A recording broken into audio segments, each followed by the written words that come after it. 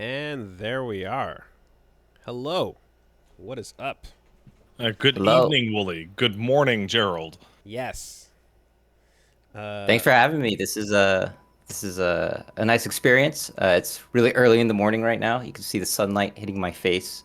Yeah. It's evening over there. Yeah, Yeah. You can We're nine see in the the doing. morning. sunlight from the other direction hitting our faces. It is like, yeah, literally. This is a triple time zone podcast going on here. I had to. I found there's some meeting making technology that can actually like get people together and go like these are the time zones that'll work. So for anyone that freaked out when I announced it would be 8 p.m., hopefully it's understandable that to figure out Montreal, Vancouver, and Korea takes some juggling, but we got there. And we got Core Gaming here with us on the podcast, Gerald himself, who we've been talking about for fucking ever. Thanks for joining us. Yeah, thanks for having me. It's an honor. It might be cheesy to say, but I've been watching you guys been doing stuff for quite a while. You guys been there during the MCN days. Remember that era? Yeah, I was So yeah. just talking on my stream yesterday about how that just evaporated overnight. There, Literally overnight. Just there, poof. there was an era. I never looked at it and called it and heard it as referred to as that until this point. But yes, the MCN days were in fact a thing. Um, and I mean, yeah, just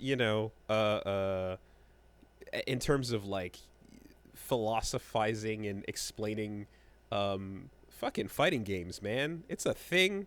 It's a real cool thing. You do it like better than just about everybody. And that shit is real fun, real great, easy to recommend to people. Love doing that as like a lot of the stuff I try to do is aimed at newcomers. So your videos are fucking amazing for that.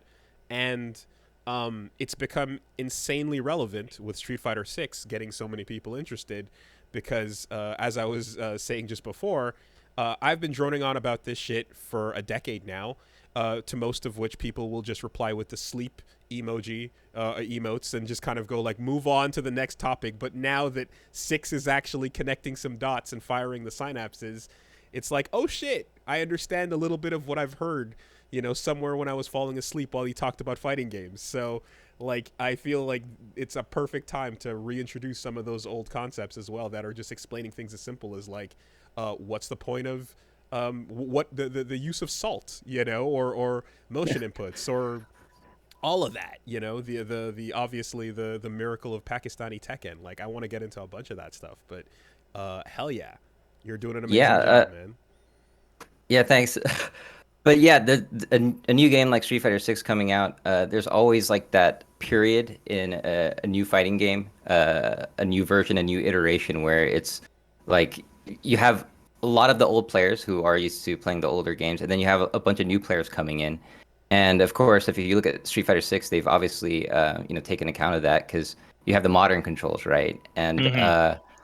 And I haven't talked too much about Street Fighter 6. I guess that's what I can do here, if that's all right. But Absolutely. it's modern Please. controls are kind of like it's it's interesting because it's tournament legal, right?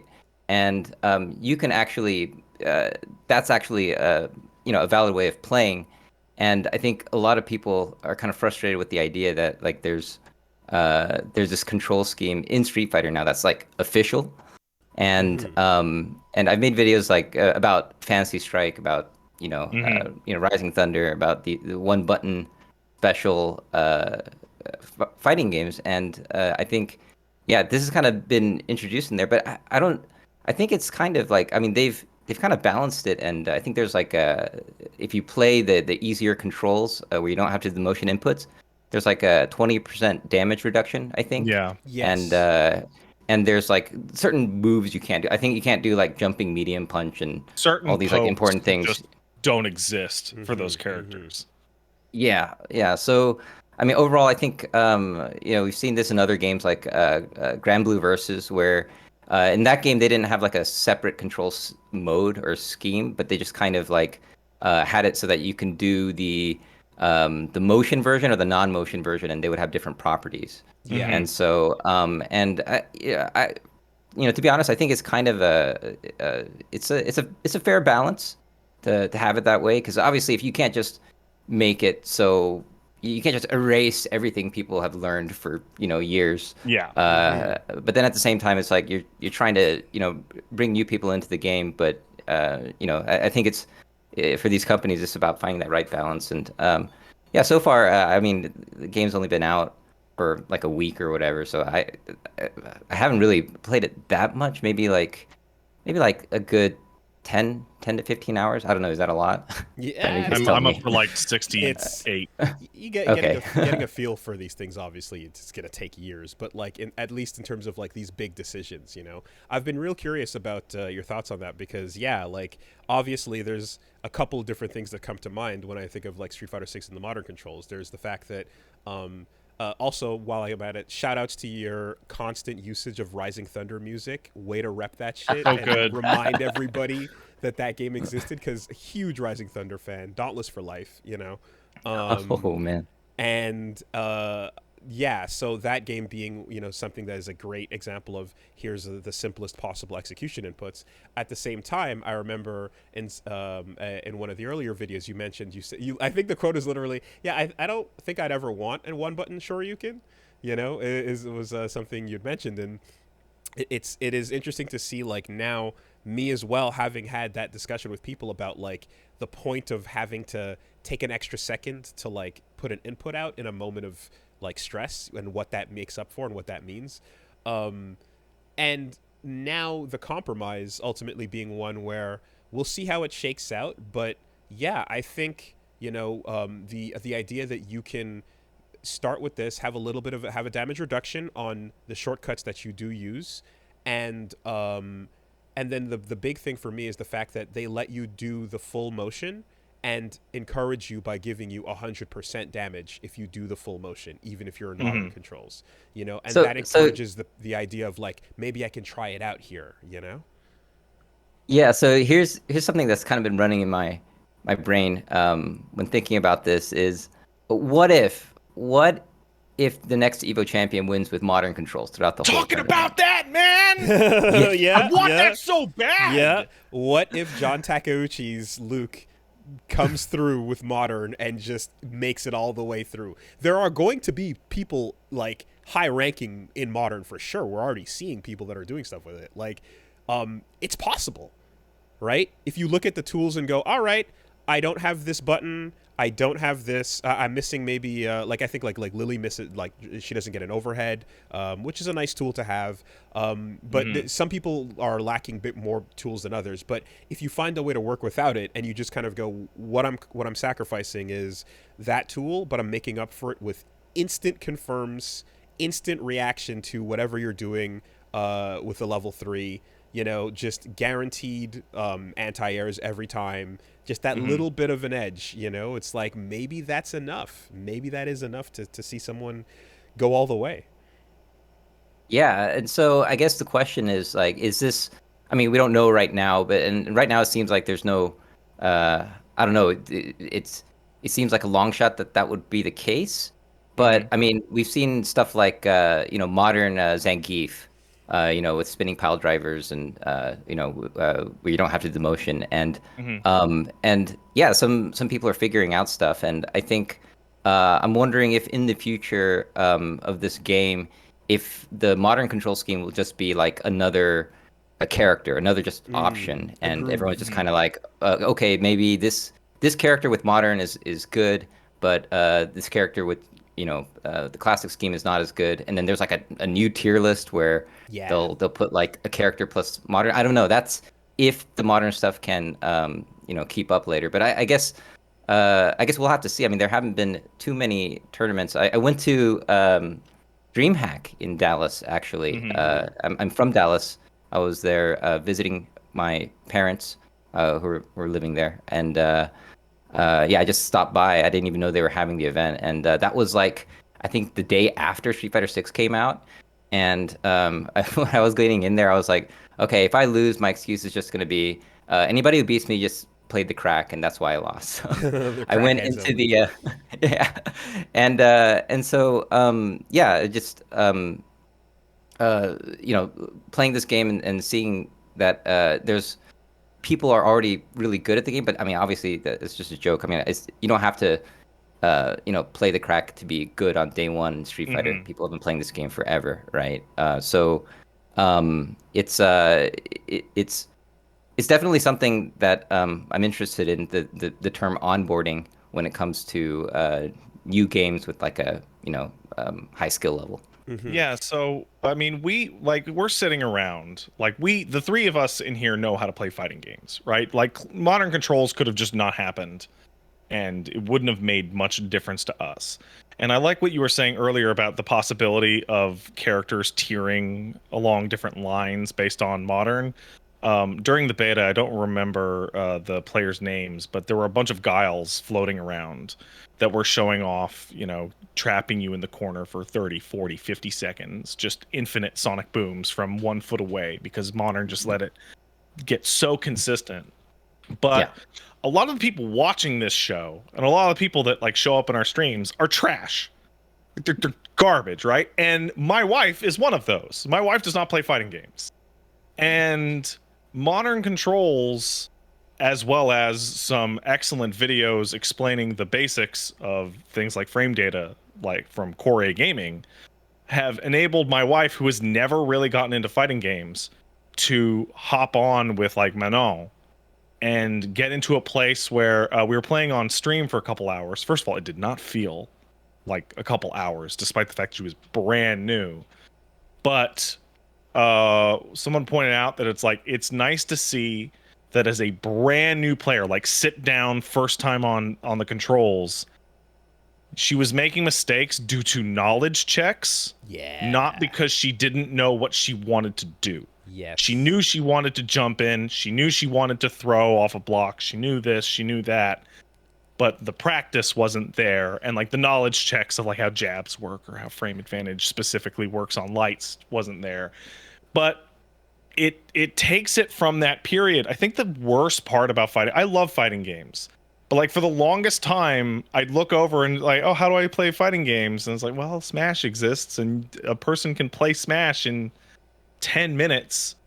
And where we had Ultimate adding fighting game motion inputs to characters to give them more, now Street Fighter has brought that reality down to humans, humans, to actually start enjoying themselves. It's always been a discussion point to be like, okay, there's learning how to do things, and then there's the starting line where I know what's going on here. Now the decision making is where the fun is happening, and it's like it's always been laborious to kind of like explain that part, and kind of some people will be like, well, I guess I'm just not in to go that far in, it's particularly interesting here because yeah, as we were talking about the idea of different tiers and such, like if something like, if Persona 4 Arena and Ultimax had the like shadow versions and regular versions being separated, I'm for sure expecting to see M and C on a complete tier list that people make in the near future when this game gets more time into it. But when we think about the potential for someone to go all the way with it and like place top 8, place grand finals, and maybe even win, I feel as if like there's also a good chance that like the person that does that is someone who's brand new to the franchise, because I feel like adapting over to modern with all this 20-30 years of history of the way to play these fighting games, Oh, I can't do it. it really has to, you have to delete things from your brain to get used to it, and your instincts keep fighting you the whole way, versus someone who comes in with a fresh eyes on it, but is willing to lab and go as far as they need to, as they would play anything else competitive. That might be the exact type of person that could do it, Yeah, and I've kind of sympathized a little bit more with people who are new to these games that are playing against people who have, I don't know. I mean, this is like Street Fighter. How old is Street Fighter, right? Like 1991, I guess. Street Fighter 2, the game that blew up. But so 31 years, 32 years, something like yeah, Yeah. it's like one of the oldest esports. If you don't count like Pong and stuff like that, right? But it's the moment that I realized that that you can be in a situation where it's like just unwinnable because there are people that have been playing for super long time. It was StarCraft, Brood War. So I live in Korea, right? Mm-hmm. Yeah. Mm-hmm. So Brood War is still like a hot game here. Tons of people. It's basically like chess for South Korea, right? It's there's like cab drivers that will destroy like top players and talk mad shit, right? There's this is uh so basically as an experiment, not as an experiment, I guess. I guess you guys are familiar with Tasteless. He's out here in Korea, and he wanted to kind of teach me Brood War, right? This this super old game that where the skill level is so high, and I was like, okay, I'm gonna try to take this serious. And he started printing me out like build Oh orders for the boy. game. I chose this race. I Mm-hmm. chose Protoss, Yeah. and yeah, and yeah, there's in StarCraft culture, it's really similar to the fighting game culture where everyone just trashes on each other's character with or race or whatever with no remorse. And yeah, it's pretty funny. But I was playing Protoss, and I'm at the bottom rank, right? There's like a Hmm. ladder system, BattleNet, and I think I played something like it took me 60 games to win once. And this is StarCraft. This isn't fighting games where like a match can end like in a couple minutes, right? This is StarCraft, right? So I actually spent a lot of time, Hmm. and and then a friend was just like, "Oh, it's probably just some kid on the other side that's just mashing on the keyboard." I'm like, "No, I earned that win." But at the moment, I could really feel that this is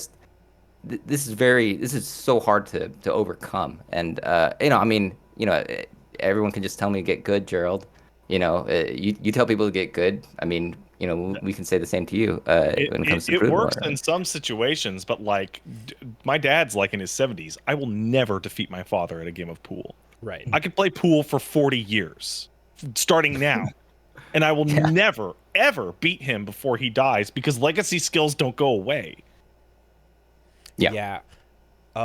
I think something that's interesting though about like having the separate mode and then having the two interact together and having it be again tournament legal and like there's dynamic, which is of course not, but modern being designed to be something that's integral while also helping new players out, is the idea that games have had easy modes in the past before, right? Guilty Gear Xrd had stylish, and all the way back, Marvel vs. Capcom 1 had easy or regular, right? So there, I think, is another part of this that is it's not just the fact that there's a different mode accessible.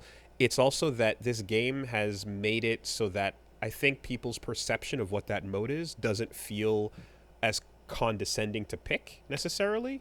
I think a part of what kept people from some of those modes in previous games, even if they were like terrible, like easy operation, in CVS2 and things like that, was the idea that they're kind of felt like, oh, but I feel bad. I don't want to be looked down on for picking this.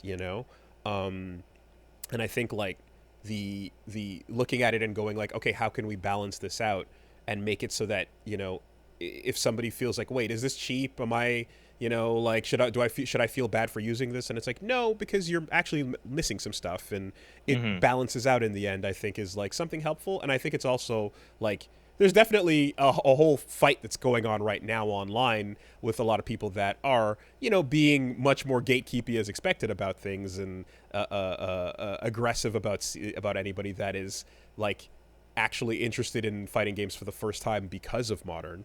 Um, Hmm. and I think in the end, like those voices will just have to kind of acknowledge that it's like we've seen this genre try many things for 3 decades now, and if you want it to not just survive but thrive, like you have to make what you would consider concessions, but actually just open things up in a way.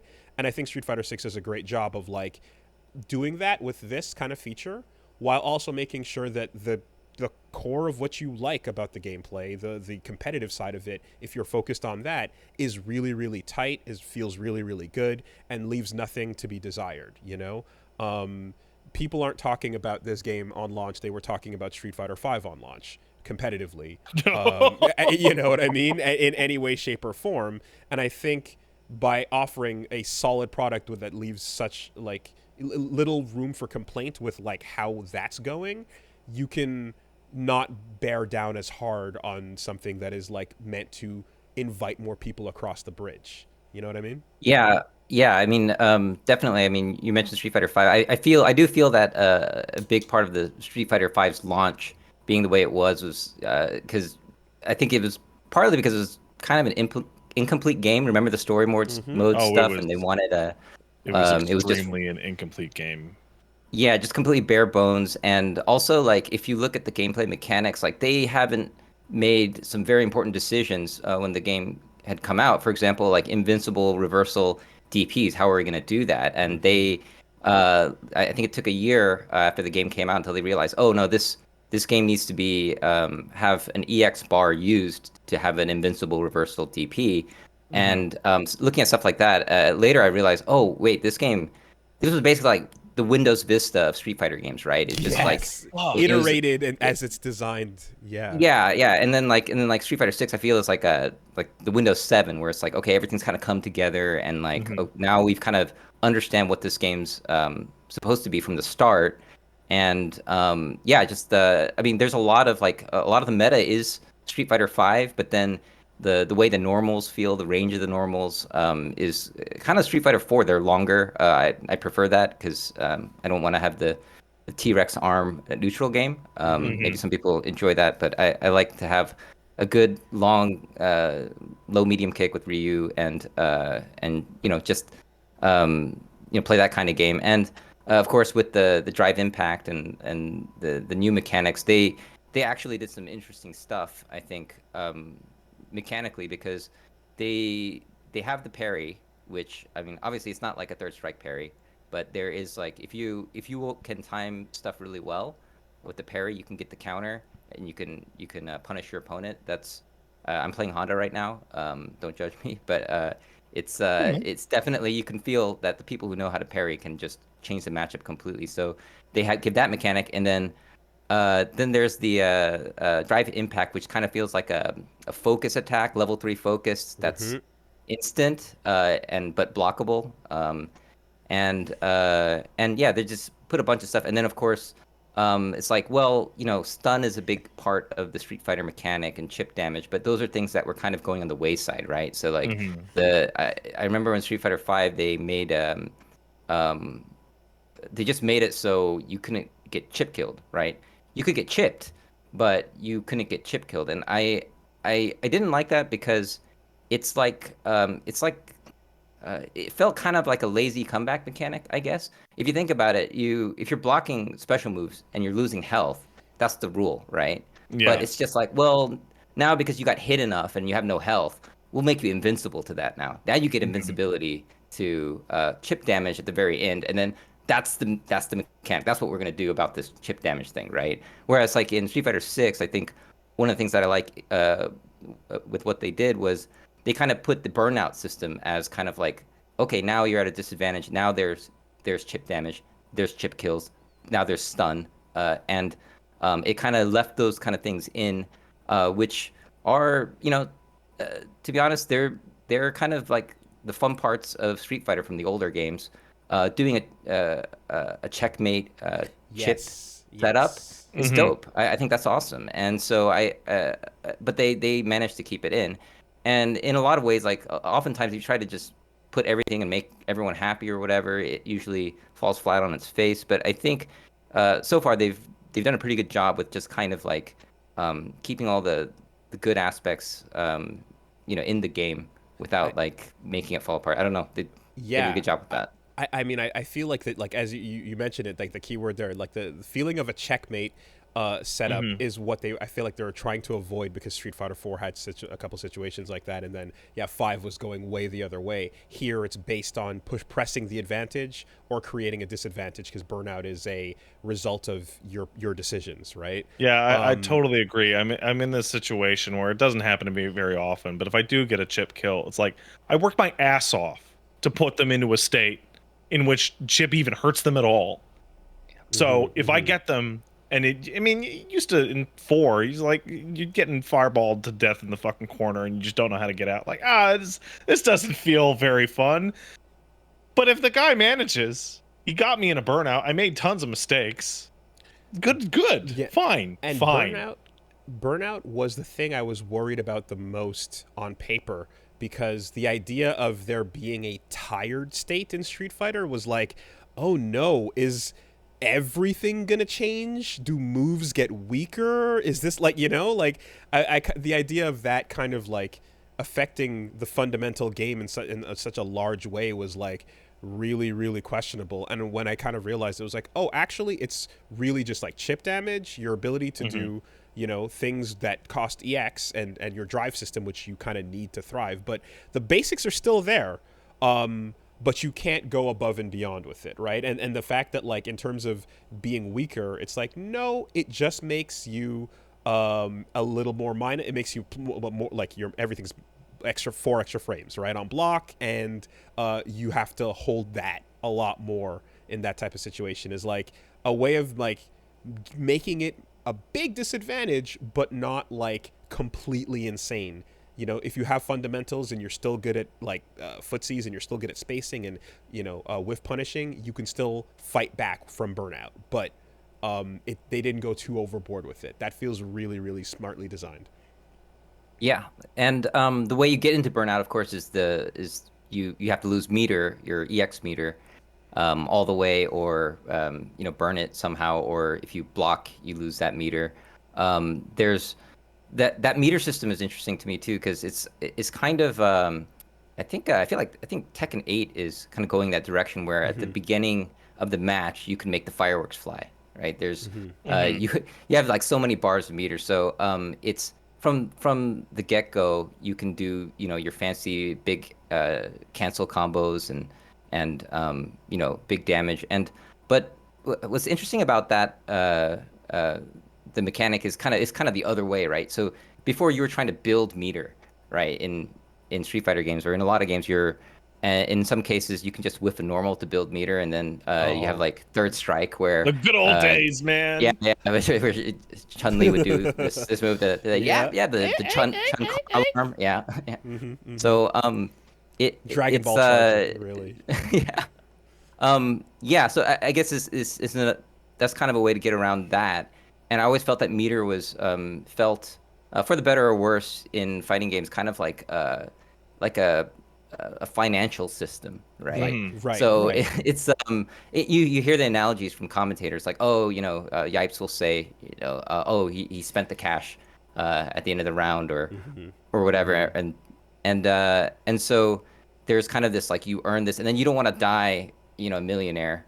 You want to spend the money first, right? So Right. then you have this kind of it's like this cash system, and how good are you with conserving it and earning it, and eking out every little bit to maximize your gameplay, right? So that the gameplay from there, it is a little bit that meter system is a little bit different, but yeah, I'm still so far I'm enjoying it, but we'll have to see.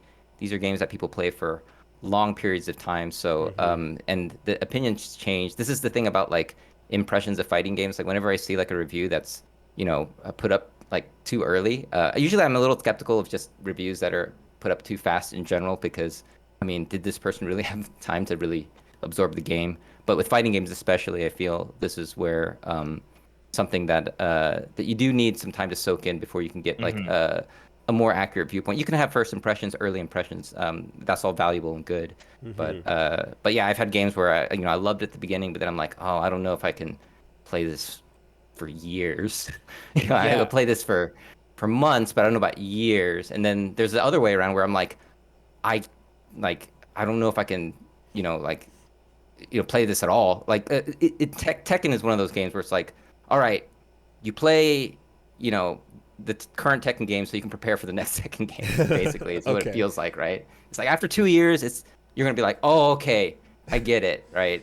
So, yeah, that's Every odd I guess number. that's an example of, yeah.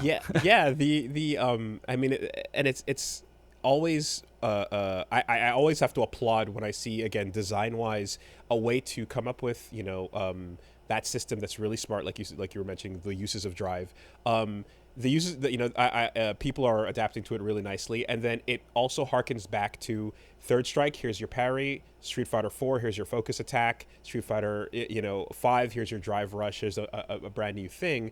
And it's all that together, but at the same time, by putting all of these mechanics on what was your guard meter and taking it off of your super meter, the spectacle is preserved so that you can still engage, do cool things, and do flashy combos with your EXs and such, ODs, excuse me, and still have a super meter to cash out on something that feels cool and people that are beginners want to enjoy landing that big move, and the idea that you would have to spend a little bit of super to do any of those very useful tools.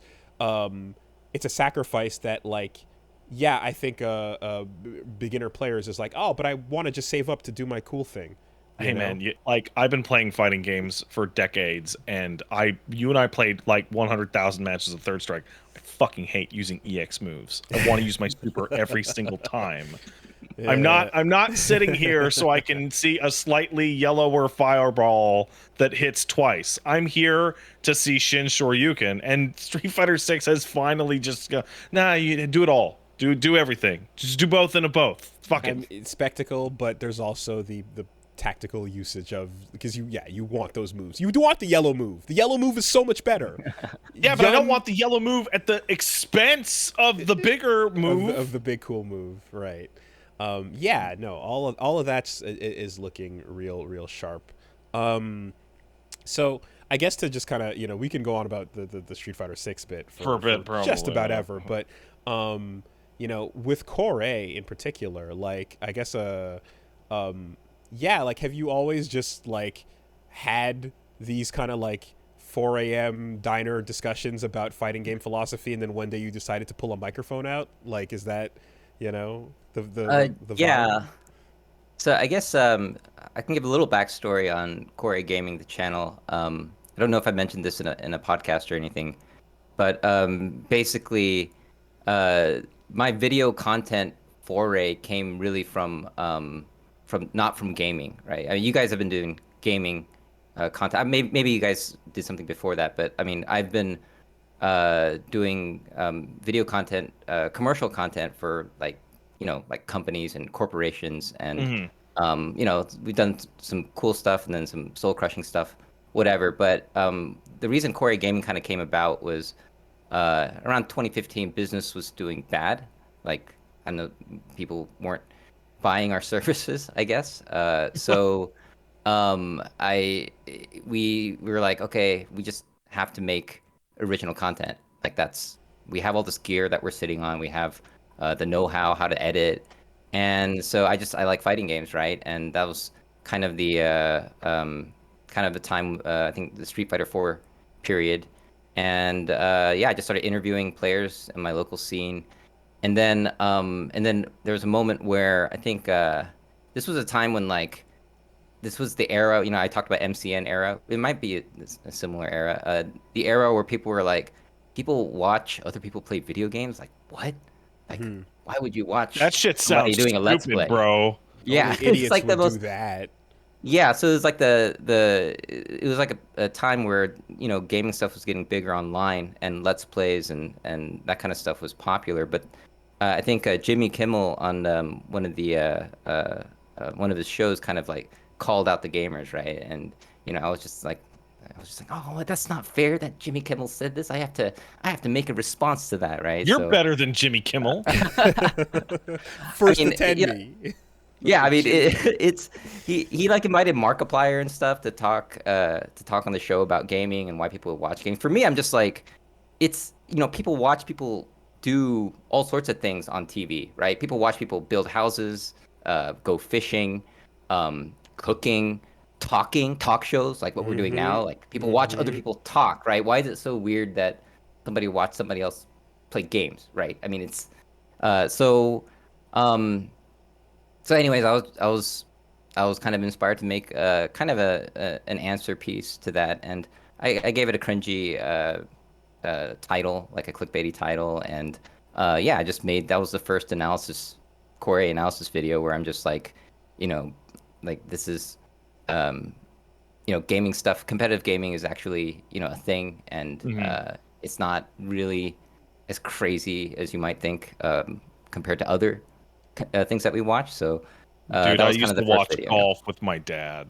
Like, you want to talk Yeah. about can't believe people watch this shit. Yeah. I mean, and Yeah. the thing is too is like, of all the things to watch, like I remember the description back in when Street Fighter 4 was around, that was like, when it comes to watching fighting games, for anyone who doesn't know what they're watching, it's two people beating each other up with a life bar. It's UFC with a life bar. Like, it's super easy to understand what you're looking at compared to a lot of other things out there, So like, it's like, why is it that it's like it's such a difficult thing, and Maybe it's just sour grapes, because I remember having those conversations with you like 10, 15 years ago, Wooly. But like, I remember sitting there and playing like fighting games with you and be like, this is the easiest shit to understand in the world. And then you turn your head and look on your phone at like a Brood War tournament, which is unparsable mess to the average person. Or like you'd see like Dota, like early Dota or League back, like, and it's just like, it is just a vomit of color and explosion. And it's like, why is fighting game not somehow because more fighting game popular? makes you feel bad. Okay? Yes. That's why. It's that simple. And I mean, I think you summed it up quite eloquently years ago with the Scrub Lord's Prayer. Quite amazingly. Shout outs to using that name wherever it came from. I don't know, but it's the narcissist prayer, right? Yeah, it's just a play on the narcissist prayer. Yeah. So it's like the same as that, except like in a gaming context or a fighting game context. Yeah. But that's exactly it. It's just like, no matter what, I feel bad about this, and I need to just justify why I feel bad. And that's the whole thing, is like, you Jokes wanted, on us. yeah, and you kind of were hoping for a result that would make you feel good because randomness would perhaps be involved, and that way there would be no pressure, and then it would be, yay, I won, and that's it. But unfortunately, this genre doesn't do that, because most of the time it's like sitting down at a chessboard and wondering what the horse does. Well, step by step we figure that out, but that's why, man. That's why. Now, I don't know, Willie. Like, I've had a lot of time to think about this. I've played some MOBAs, I've played some team shooters, and I think the joke is on us, because like, losing for your own sake, that feels pretty bad. Losing because some guy who won't stop calling you a slur is feeding the other team, bro, that is about to make you fucking throw something. But it also gives you the immunity to not blame yourself, because I was blaming my teammates, and when I get carried, I can feel good about how good I was despite being carried. You get to diffuse responsibility with the team. Yeah, there's definitely you can get salty in team games, no doubt. I mean, just watch any MOBA or whatever. But I think the hockey game, yeah, or real sports or whatever. But I think the thing about fighting games, what makes it unique, is that it is one-on-one, but then there's also like, because as Pat was mentioning, it is kind of a simple concept, right? So when you lose in it, it's just so direct. Like, even in a game like StarCraft, this is, I actually think like RTS and fighting game culture kind of, they intersect a lot, and because it is a one-on-one thing, and but the thing about fighting games is it's kind of very much like, you don't fight until like the opponent surrenders, per se. You fight until you knock them out, right? You beat them. Like, you're literally beating up on them on the screen, and it happens in such a short period of time. So when that happens, it's a very kind of you feel like you're violated in a way, right? Somebody just just beat you up, and but of course you can play again, and so there's the saltiness that comes from fighting games is kind of, it's you can kind of see how people react to it. It's one of those things where, I mean, in the FGC you have tons of different personalities. Obviously, like, when Daigo loses a match versus when Low Tier God loses a match, you're gonna have a very different response, right? A little, slight bit, but yeah, this is kind of this is what's so interesting about fighting games. You can kind of also learn a little bit about yourself, right? And you can. It's a really it's a kind of a personality exposure in a lot of ways, right? I mean, you guys have been playing fighting games for a long time. You guys have played people that are your friends, play people who you don't know, you met for the first time, play people you've heard about, but you know, you hadn't played before. It's all a different dynamic. Like, you know, I have a friend, probably the best Zangief player in Korea. You know, he always bodies me, but he's always laughing his ass off when he Yeah. beats me, or when he gets a SPD on me in some bullshit situation. He's just laughing his ass off. And so like and then every time if I get a win on him, or I can score a round, or do something, you know, I'll start to laugh and talk shit or whatever, and uh you know, tell everyone in the venue like, get a load of this guy or whatever, right? It's you have that relationship. And then you have people who are just kind of like, they'll play, and then they'll just kind of, they might be kind of more serious about learning the match. There's all sorts of different ways that people respond to playing. Some people cry, you Yeah. know, when they I've play. known I mean, people this is I it's a who thing. I've known people who I will play like fighting, like, you know, fighting games here and there, and it's like they say they enjoy fighting games. Every single match I have ever witnessed them play is with a scowl, and just they win, they're mad. They lost, they're mad. I'm like, what are you doing? Why Yeah. are you here?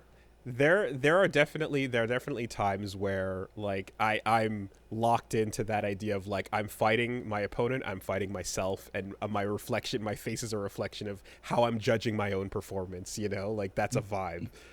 Side note, my brain is just imagining the world's reaction to somebody grabbing a mic and going, "So Daigo, the next time you need a reminder of what my balls taste like," you know, and seeing like the shock everyone would have at that disrespect level. Yeah, no, the attitudes people have vary greatly. Something Yep. that I also, I guess, well, yeah, looking and moving along a little bit here, I wanted to ask you about was with some of the many topics you've covered that are all very baseline, but in some cases obvious, but that like but really well thought out and phrased things that topics you've covered. Has there been anything that over the years that is currently I guess a video that you currently would disagree with based on the way that fighting games have evolved, or based on current examples? Are there any things where you look back and you kind of think the position has evolved a little bit? Yeah, so I guess the big video that stands out that I did was the why buffs are better than nerfs video. That's kind of a controversial Really? video, and I still get like, I think someone on Twitter just told me like, you know, like, no offense, but this video has caused irreparable damage to the FGC. I'm like, Fucking oh, okay, love that okay. video. That's one of my favorites. I got told I've Irreparable caused damage. irreparable damage as well. So you're all right. You're Yeah. not. No, yeah, okay. Dude, Well, I maybe played I'm used to it, but Warframe. Buff me into the fucking sky. yeah, yeah, and yeah. I mean, I couldn't help but kind of, it's a funny description, but yeah, I mean, that video is kind of like, it's kind of a response to I mean, what you see, the conversation's better now, but during that time, it was everything you saw that was kind of good in a fighting game was is broken or busted, right? Oh, Everything is dude. like, So oh, that thing is annoying. kind of, that's bust, that's broken. That shouldn't be in the game. Like, broken, really? Like, broken? You want to see broken games? Like, you know, see like some of these retro games, right? These Sailor Moon. actually like broken games. Yeah, yeah. Like, I mean, Just yeah. there are some really broken games, but people like, for you know, they would essentially just and then they would make a campaign about it, right? And Yeah. on social media, and then what happens is just, you know, like, everyone's calling out for nerfs, and if that happens too much in a game, I just want to illustrate that you basically like start taking away a lot of things that make the game that it is, right? And Mhm. so it was kind of like, yeah, I was, you know, it was a biased argument or whatever, but I think people don't like that they get sent that video whenever Oh somebody is saying that yeah. something should be Oh, nerfed, and like, I think there's stuff that should be nerfed, obviously. Mm. But the argument that I wanted to make was essentially that I'd prefer more buffs than nerfs. But Yeah. mhm. obviously, Yeah. like, obviously, it doesn't mean that there's that I'm not I'm against nerfs, or I think it's just a scrubby thing to have nerfs. But I do think more often than not, when people cry nerf, it's something that they don't understand yet. And like I said, this is fighting games where you can lose like for 5 minutes, like many matches, and to one thing, right? You lose to one attack or one move, and Mhm. then you say that's busted, and then I do the same. If someone does that to me, I'll say it's busted or whatever. Then I'll try to figure it out, and I'll realize, oh, that wasn't so busted after all, or whatever. That was the Dragon Ball Fighters when that first came out. The big example of that was the dash was Super Dash. the Yeah. Yeah, Dragon Dash. Super dash, yeah, that leads into a launch or whatever. Yeah. Like that move, everyone was just spamming that and getting, just busting people up with that. I made a doing fucking flow max chart. damage combos. Yeah, Making there's fun like a of flow it, chart. Yeah. I made that. Yeah. Yeah, and then no, yeah, that move is definitely kind of you can do that at the beginning phases of the game, but later on people are just like, oh, 2H, like down, That's it. heavy punch. When they do that, it's completely reactable, and yeah, now you can do a huge combo on them. So there's like an answer that, and so I remember there were some memes where people were just like had like a giant 2 and an H like on top of like Goku or something, like 2H. And so yeah, there is stuff like that. And of course with the way social media is, you can just put whatever you're feeling, you can just put on, publish it, right? That's Yeah. really something that you couldn't do before, where Oh, before you had to write a letter. You could shit every single fucking day. Yeah. And I remember too that like that I mean not just that video, but like the first time I remember the it was I think a Seth Killian quote where he talked about like we like to buff up instead of nerfing down, right? And got that, I remember that specific quote got me thinking about it, and I was like, yeah, I think overall that's a general idea that prioritizes making characters more fun and having more tools to deal with what the best characters can do in general is a positive philosophy to have, but it doesn't mean it has to be a strict hard rule that is militantly we will never nerf anything. I think it's Some overall shit has to a go. guiding philosophy, that is like steering towards people enjoying the game more. Yeah, when you're playing tournament fighters, Teenage Mutant Ninja Turtle tournament fighters, Get your and you have Karai characters on. that can infinitely throw into their own throws, yeah, no, that has to go, Yeah. right? But The game that I always think of when I think of that video, and I actually brought it up on my show a couple weeks ago, right before Street Fighter 6 came out, was Overwatch. And how Overwatch decided that it wanted to be a fair game and it wanted to be an esport, and every single patch for like a solid year made that game less fun to every character that it touched. Every couple of weeks, someone would get to find out that the one thing they like to do with their character no longer existed or sucked. And everyone I knew stopped playing that game as a result. Yeah, there's definitely so I guess there's another side to the argument of like accessibility, or games that are like shouldn't be a certain way. So this is where you get into the idea of like game mechanics and what it should be, right? So I always make this analogy. I mean, there's a lot of complaints about like some of these fighting games where it just has a bunch of stale blood, no new fresh blood, no new players, very few new players because this is become a boomer game or whatever.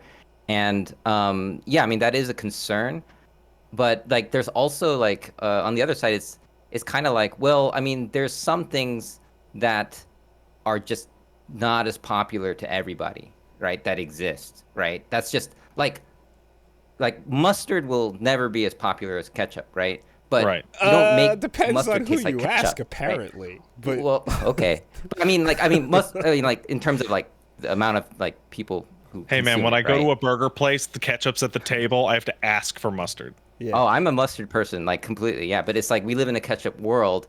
But then it's like his wife like chugs it. It's a thing. Yeah, that yeah. she Don't ingests. bring this up. We don't have time for this. But yeah, I mean, like you don't have like mustard people trying to make it accessible for ketchup eaters, right? I mean, that's not really a goal, right? So at a certain point, like there's you have to just call a spade and say this is that spade. This is what the game is, and we're not going to have this other thing, right? And that's when, like, I guess, like, the way indie games are more able to do that kind of thing because they don't have to worry about, like, investors like breathing down your neck about onboarding and whatever, how how accessible is this game. But this is the thing, right? If you make a game that's really just for everybody all the time and you go to that extreme, then you don't get stuff. It'll be very difficult to get stuff like Dark Souls, right? So like the Yeah. Demon Souls, that game was famously like considered like garbage by very important people in the industry when they first saw it.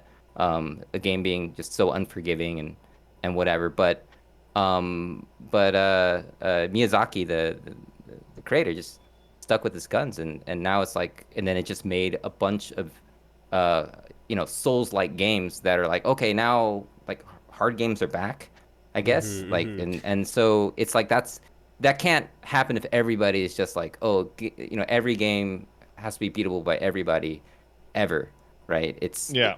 So and getting it through the door, of course, required a little bit of deceptiveness initially, because like that was a somewhat of a secret, right? And the idea though that you have this thing that becomes famous because of how challenging it is, and therefore it trickles down and reaches to people who come back around and go, why isn't this easier? This should have an easy mode in it.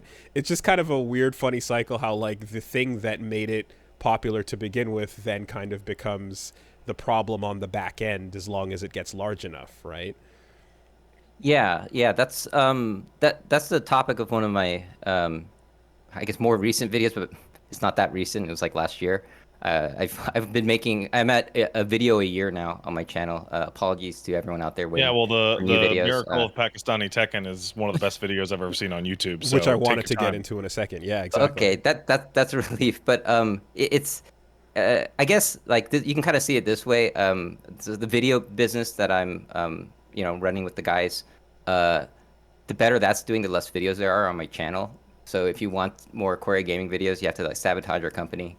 And Okay. basically, it's kind of so the Pakistan video, I guess the background to it, the reason that got made was because it was kind of like a side hustle video, I guess. So we were doing some content for this one esports event where they were basically having an invitational in Tokyo with the best Tekken players, and so we got the gig for that, for making the interviews and going around, making content. There was Arslan Ash was one of the invited guests for that video, and or for that tournament, and so they needed somebody to go and film Arslan Ash in Pakistan, right? And I was just like, oh yeah, I want to do this, right? Yeah. So Okay. so this was not a Korea gaming thing. This was for an esports thing. But I asked like, hey, can I go there? Can I like, film stuff for my own content? They're like, ah, cool. It's okay. They're really cool about it. So I went to Pakistan on on another gig, but I extended my trip there to, I think, like a week or something instead of just a few days, so that I can make a Korea gaming video. And so that kind of became an opportunity, and I was able to squeeze that video in because of my other work. So yeah, I still work on my videos, but it's unpredictable because I don't know when the next a big job will come in and I'm needed, right? So I'm trying to wean off of my role in the other stuff and go back to the Korea gaming stuff as much as I can. And I kind of made like a New Year's resolution about it this year, but you know how New Year's resolutions go, right? So, Yeah. Oh, I don't even I bother mean- making them.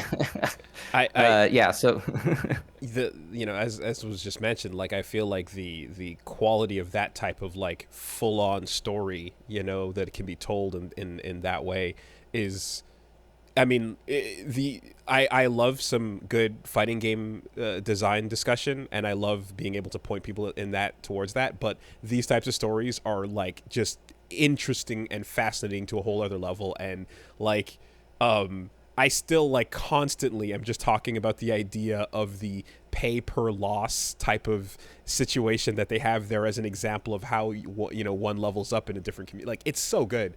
And I guess I'm just I wonder if if we're looking at essentially fewer videos, but the quality of what you're tackling will be a much more involved endeavor, if that's what's next for Core A. So yeah, Gerald, we're putting you on the spot. So your next video is going to be the best one you've ever made, right? Yeah. So I guess in terms of content, I'm working on on an analysis video right now. Actually, I can reveal it here, but it's basically the next video I'm working on is it's about fighting games and mechanics, I guess. But it's kind of you remember that it was a while ago. It was the last time the Project L guys released gameplay footage. Yeah, with Eloy. Of Project L. That was there was somebody who said I think it was Reddit. Somebody was like, "Oh, okay, this is a Tekken-like game that they're working on, right?" What? And everybody was like, no, unless if Tekken had air dashing, like sure, but there's a confusion about fighting games that I realized when thinking about it. Like it's actually kind of an honest mistake for a lot of people, because I mean if you look at fighting games now, how many games have like 2 life bars and a timer in the middle, and then 2 people facing each other side to side, and then they deplete each other's life bars until one gets knocked out, KO, right? Yeah. I mean, if you think about it, like Tekken and Street Fighter are the same in that respect. But if you play these games, you're like, well, the mechanics are really different, and like you can't do this in this game, and we all know if you play fighting games, like that's not that's not a proper comparison. But then like it's like somebody who's never had like Vietnamese food might say like the spring rolls are just burritos, right? Yeah, well, or that's it's like a friend of yours listening to you talk about Pillars of Eternity for over an hour, only to say that's like Diablo, right? Sure, something like that. Sure, yeah. So I mean, like, this is the thing, right? This is one of the perks of having a wife who's not a gamer. My wife doesn't play games, so I get a good perspective about these games. Like she'll make observations and say things that I'm like, oh, that's right. People probably would see this game like this.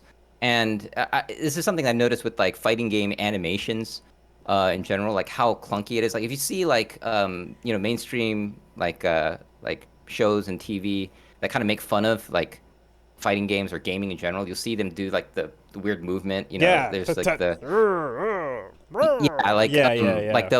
I think like a long time ago when Chappelle did the Grand Theft Auto like sketches, you see the movement where it's kind of like and it's like, oh yeah, that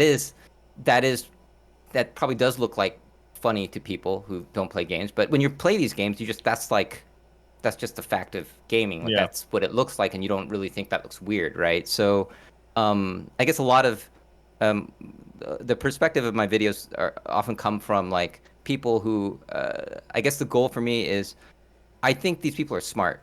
These are smart people that just don't know this thing, right? You're not like, it's not like because you don't know about this gaming niche community or these gaming mechanics, you're an idiot, right? So the way I want to make my videos is that you don't know this stuff, but this is pretty cool. Let me just show you why it's cool. And then they'll be like, oh, okay, I get it. It wasn't like so weird and hard after all. Like, okay, like frame data is not like this radical, like this, it's not like rocket science, right? And so this is where I think like in some FGC media and content, there sometimes can be a tendency to be like, well, this is what footsies is. Let me tell you. Don't mistake. Footsies gets mistaken for being a lot of things. Like you don't want to be one of those people. Like this is low kicks. And and then there's kind of this like let me just sit you down and like educate you. You fool. Like you don't. And I guess that's not my approach. So for the Tekken thing, and I always feel that way until like I think about it for a while. Like yeah, obviously this is not a Tekken like game. Like this is a Project L. There's like a people are flying everywhere and But there's like projectiles and but yeah, at the same right. time, like there's a lot of people that I know people who are everything they see whenever a fighting game comes up is Street Fighter 2, right? That's their reference point. I also know a number of people that their updated reference is actually Tekken 3. That's the last time they Yeah. played a fighting game for a long period of time. So everything they see that is anything remotely fighting game like is It's actually 3D, called right? a Tekken, like because of that. It's specifically, oh, I mashed around as Eddie Gordo back in the day, so that's the reference that it'll My always go mom to. still asks me if I'm gonna go to work and play on my Nintendo. Yeah, that's it. That's the reference point, Okay. Yeah, yeah, and I think so. A lot of comments I get with my content is people say like, "Oh, I don't even play fighting games, but I enjoy watching your stuff, right?" And so, with this video, like basically, I want this video to basically where you can send it to a layperson, um, and they will just watch it and they will understand every single fighting game genre and how it works. Mm-hmm. And that's really ambitious, Cool. and this seems almost Okay. impossible. But Okay. I think I found a way. I mean, I'm working on it as best as I can with whatever time that I can find. But I think it'll be an awesome video. I think people will enjoy it. I think it'll be shareable. Basically, the question is one of the big questions that's answered is kind of like what makes a fighting game a fighting game. Right. I think one of the questions I posed in it is like, why is Valorant or some first-person shooter not a fighting game when there's fighting in it, right? Yeah. Some idiot might make And a video using a word called fighting gaminess to describe that. I don't know. yes, I remember. Yeah, I remember that. I remember that. Yeah, no, that's the fighting gaminess aspect is, but these things are real, right? Because like if you think about like taxonomy, like the way they classify animals and mammals and Mm-hmm. stuff, right? It's not like a perfect science. People disagree all the time in the sciences about like how to classify stuff, and there's like even like simple things like is a hot dog a sandwich? There's like an argument about that, right? But you know that a Yeah. hot dog is kind of it's a thing, right? But it's like well, it's kind of a sandwich also. So I think the fighting game genre stuff uh, can kind of be like that, but that doesn't mean that you can't figure out something about it, right? If you Mm-hmm. if you just like present it in the right way. So I think these games, uh, the genres and stuff, once people understand what they are, they'll be like, oh, okay, this is kind of the game for me. This is not the game for me, or they'll get a better idea of what to get into. A lot of people don't know what game to play when they get in. They're like, I'm gonna get into fighting games. Like, okay, Yeah, what are you gonna where do play? I start? What do I do? Yeah, Yeah, are you gonna yeah, play like all a that. party game with like Mm-hmm, 10 mm-hmm. people and be the king of that, or you're gonna go into like an establishment game where you're gonna compete in like a 5,000 person tournament Or are they gonna or go whatever hang in out with their between. friend and play that man in fucking Strive and just have a Yeah. brain aneurysm? Yeah, yeah. Um, Yeah.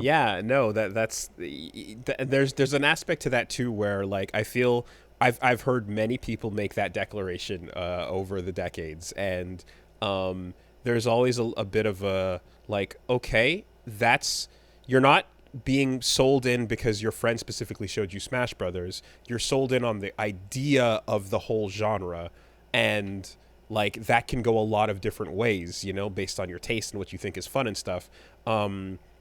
And I kind of like I know that it's becoming less and less of a real like feasible possibility depending on where people live, but I always try to kind of push the like go check out a local aspect of things as much as possible, because like that environment, you might like think you're going to see one thing or you're interested in something, and you might see some people in the corner playing another thing over there, and you might go, what is this, what the fuck, what, and then you'll like take a peep at the scene going on, and like that might catch your attention, but you're in an environment that is like the equivalent of a bunch of arcade machines lined up vying for your attention. I feel like that kind of Exactly. environment. Yeah, that's a huge part of also the fighting game that you play, right? There's like the community aspect, right? I think this is why it's not as simple as saying play what you like. I mean, that's kind of like I think it's it's something that's often said when it comes to like, what fighting game should I play? Play what you like, because like your most favorite game might not necessarily be the game that you want to invest all your time in. Because, for example, I can give an example. Like if you have a smaller game, like I know a friend whose his favorite Smash game is Melee.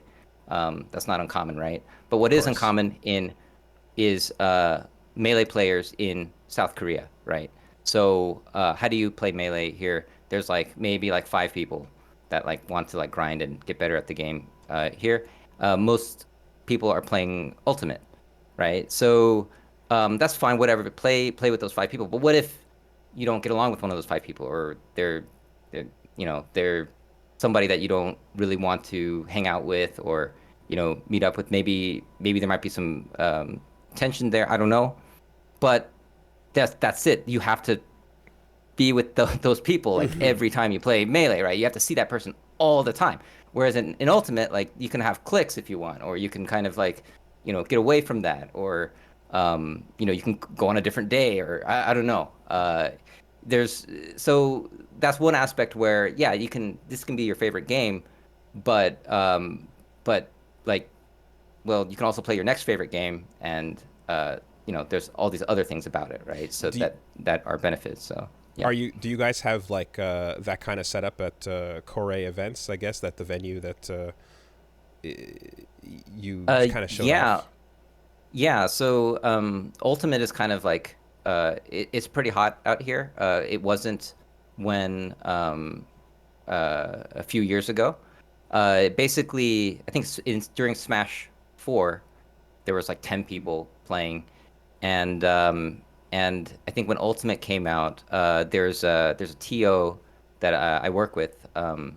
He goes by JLu, and him and a partner named Tom, they were working on kind of building the Smash Ultimate community together, Okay. and it was like I think I did a video about like TOing, how you grow like a tournament or whatever, All and right, I basically remember like that. I think he was in that video briefly, but it was interesting to see this thing actually grow to significant number, and we had people like the place we were doing it at was like this place called Retro Game Bar in Hongdae.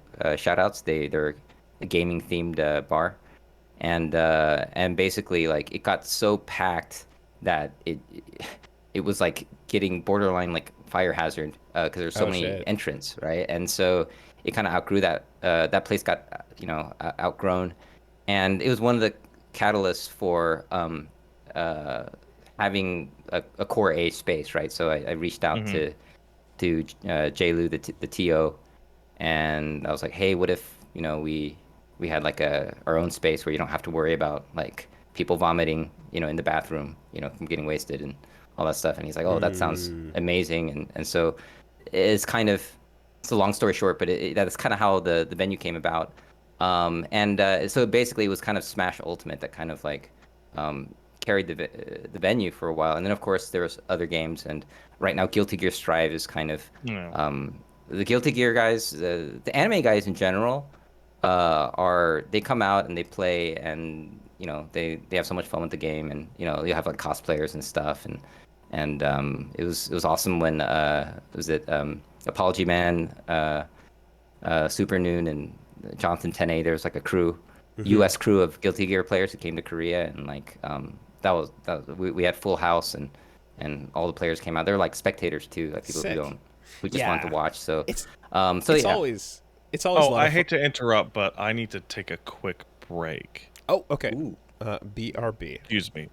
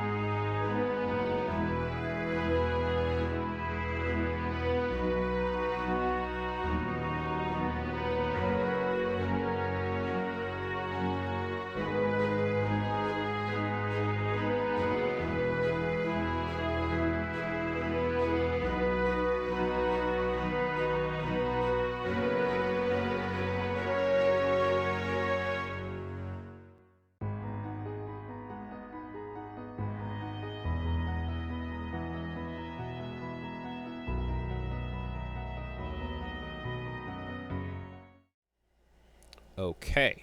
So yeah, I just made a mental note quick. When you're talking about like Apology Men and such coming to visit, there's something so fun about having the people that in your local scene that are like really good but can't travel.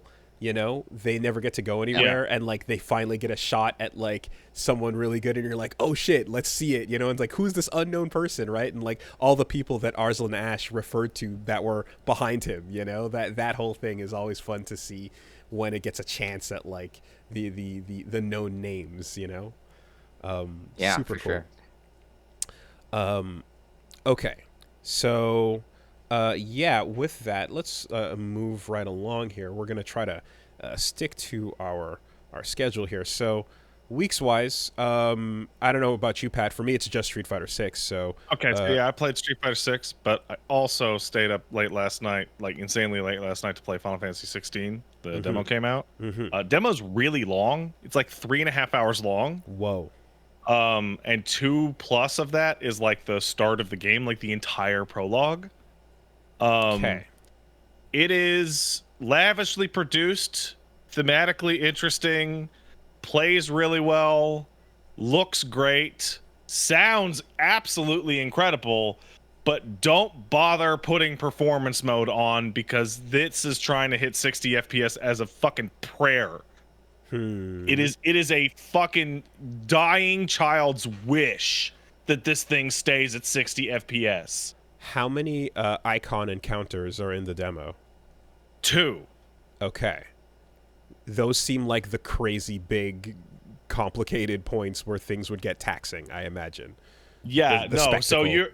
you're rolling at 60 fighting a goblin, and then you're in a cutscene which locks it to 30, and then Ifrit has a particle effect and it drops it to like sub 10. Wow. And you're like, you know what? I'm gonna keep it on the fucking graphics mode instead of the performance mode. Okay. Full release. But strong ass start. Oh, incredible! Oh, it's a good one. Is it the first 3 hours, or is it like It is the first two and a slice? half to 3 hours, and then the demo that they showed off a couple months ago of you like infiltrating a little hideout where you fight Garuda, that's in there, but your save file doesn't carry on to it, and that's like an E3 kind of build thing where Okay. you have a bunch of abilities that you wouldn't otherwise Vertical have slice, and whatnot. Okay.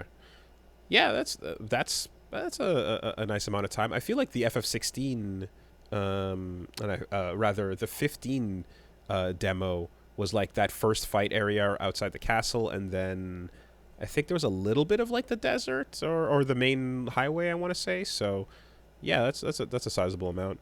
And I guess just like overall combat, like action game, It's Devil May flow. Cry Dogma. Completely 100%. It is like Yeah. very explicitly like so.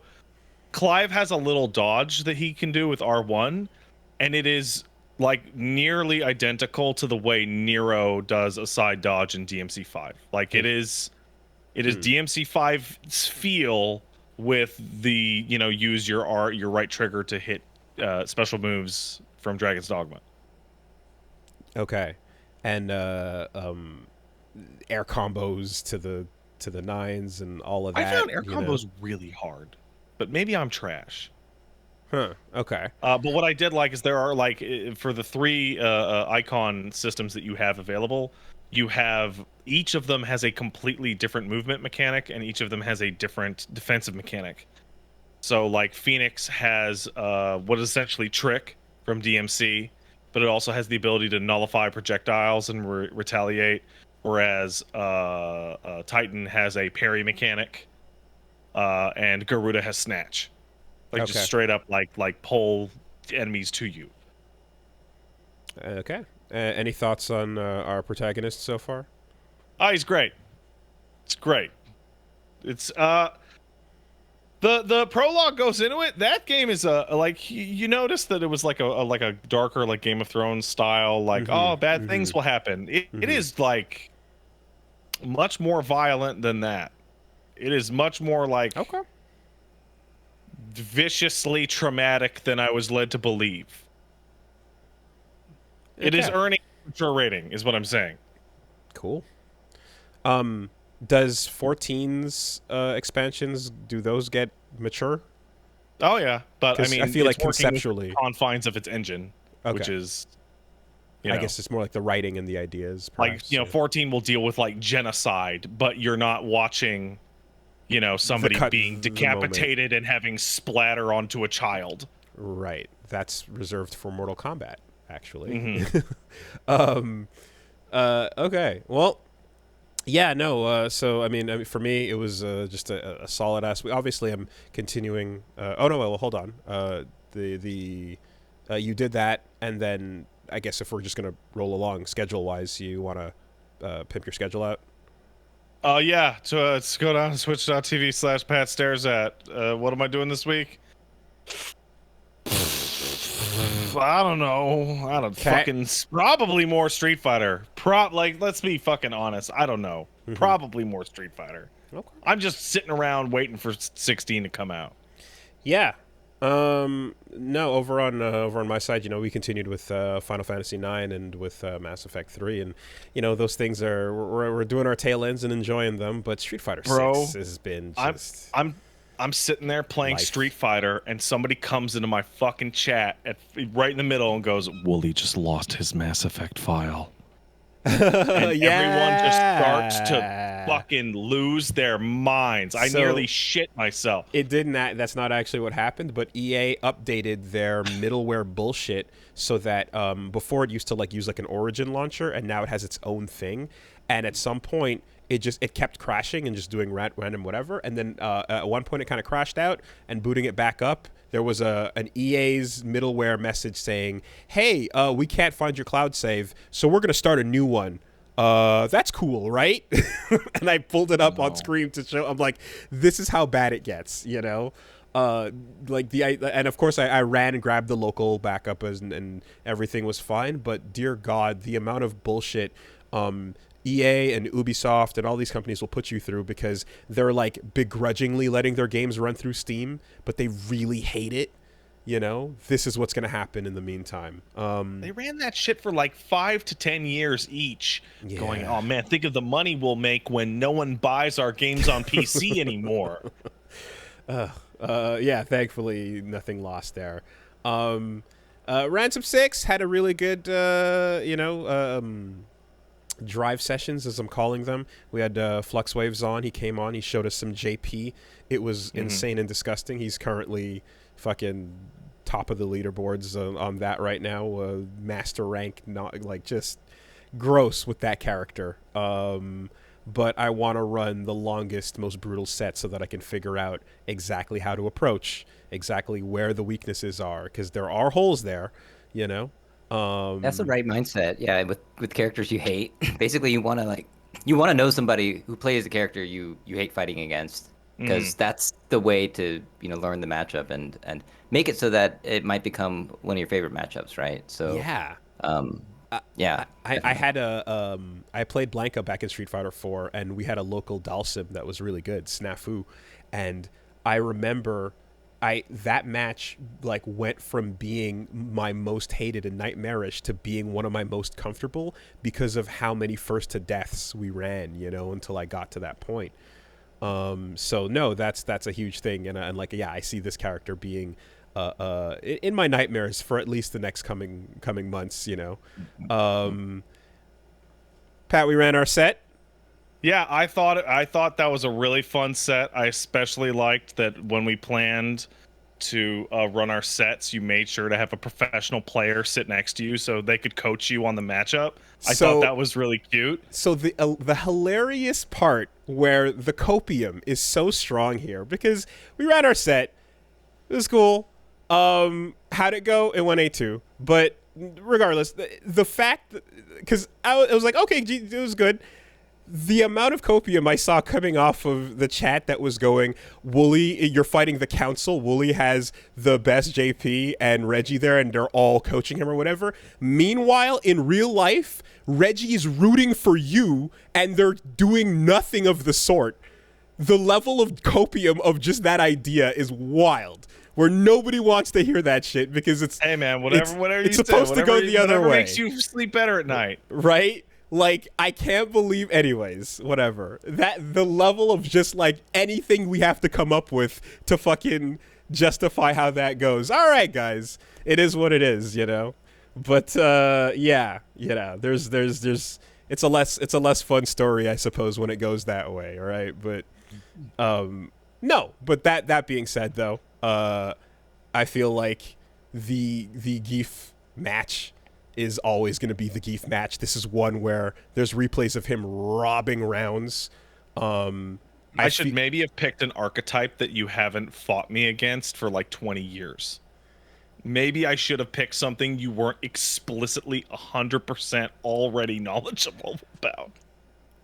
I mean, I don't think that's how that goes, considering rounds against Geef still get stolen, but... No, what I'm talking about is that you know, in your heart of hearts, every SPD I am ever going to throw out for the rest of my life. I mean, I know what I fear from that character. I know what overall I'm afraid of eating half life off of a dropkick into a Borge Dynamite, you know. But at the end of the day, yeah, I don't know where the nose touches were, but there were very few. There were very few. Okay. Well, we don't need to get the middle name John introduced anywhere here. That was fine. But yes, no, there was an actively Reggie on your side going for you. So you know. Anyway, I feel as if the journey is going to continue, and I'm gonna probably end up like Luke is still around in my purview of interest, but like I really think like Marissa, Blanca, and is it because of Alex Lee, Luke from Streets? I because mean, he's selling the character to me real bad. Alex is doing a wonderful job. I like the fact that today on the Capcom stream, they actually sat him down and went, "Hey, man, you're really selling this character hard on Twitter. That's pretty awesome. Thank you." And he's like, "Yeah, I know, right?" Like they straight up acknowledge it on the Capcom stream today. It was great. He's getting dressed up in the cosplay and he's freaking out on videos and doing it. Like, just let the voice actor go nuts on Twitter to sell your character. And they even talked about the idea of like how he was in 5 and like how the attitude changed a little bit, and he played him a little more mature. Like, he's got a job now, so overall that is helping, you know, improve his overall image and stuff. But no, Alex is just fucking killing it. Hell yeah, tons of fun there, and I don't know. I guess I saw like that battle pass got introduced like yesterday or so. Hilarious! And it's so worthless. It's bone dry. But I saw a Blanca shirt that I'm like, I want that Blanca shirt. So, you know, that's fine, I guess. But like, yeah, unless you're just like me and you're like, I want specifically this dumb thing. Like, it feels like it's pretty dry. But I also don't know. I haven't played a ton of games with battle passes. You know what I mean? Like, they're still a relatively like. I haven't gone through bad and good ones a ton. I think Rumbleverse and Multiversus were the ones that I've kind of... Multiversus was like one of the worst I've ever... Those were the two that I know, you know, and like for before that, a lot of games that use them, I just haven't. So like, I don't really know what an amazing battle pass looks like, really, you know? A battle pass so shit, the game retreated into the ether from whence it came and left. So... I guess we'll have to see. What was the one? Oh yeah, I guess there was the Apex one as well, where like you get the gun skins and stuff when that came out. But anyway, I don't know. I don't know what I'm looking for, but I feel like scrolling down that list of what came out yesterday, unfortunately, it looks like I'm just thinking a lot of people probably are not going to be too enticed by what they see there. It feels like a business requirement that they half-assed on purpose. On purpose? Like, you look at it and like, you could fucking 28-day battle pass, you could try and get like someone said you have to put a battle pass in the game. 4 t-shirts and a sticker. And then they show that to fucking, you know, Jimmy the shithead for marketing, and he goes, "Yeah, okay, battle pass, good." I mean, in the game that has like a ton of like cosmetic shops and things like that as well, like I feel as if it's yeah, if people know what that is and they come in and they hear about that and there's seasonal goods and stuff, like it's another way of getting it into the modern loop of how games update. I think the store is a fine, decent way to just offer a bunch of cosmetics and stuff, but I think if it's not putting it in your face constantly and being more aggressive about it, because you know this is the new era of Street Fighter, and dressing up your character is you can spend as much time doing that as you can getting costumes and stuff for the fighters. So this is going to be the direction, right? Yeah, the cosmetics and you know, in the industry, I mean, it's a big way to you know, make money, obviously, but it's kind of interesting to see how so one of the companies that we work with a lot on the non-Core gaming side, our like video production company side, which is called Core Studios. We've been doing a lot of the Riot Valorant content for VCT in the Pacific region. So so you know, we've kind of you know, I'm not like a big Valorant player. We have people working that are huge Valorant heads, but I'm not. But what's interesting to see is that there's almost like a joke about the skin money that the players get, the pro players. How sometimes they'll be like, you know, oh man, where'd you get that new cool watch? It's like, oh, it's the skin money, bro. And it's there's this thing where the you know, the players, you know, it goes to the players, right? I think Street Fighter kind of did this, Street Fighter 5, where they put money into the if you bought the skins, it would go into the prize pot bonus for the CPT. Yeah, yeah. And so like, I mean, it's kind of like, sometimes I know some people have gotten salty about this idea of like, you know, you know, these cosmetics, and like you buy a little hat and this is what gets the marketing people excited, have this, you know, these kind of things. And but yeah, I guess it is definitely a cash cow that people can do. I think that's, yeah, I can imagine that meeting, as Pat said. Yeah.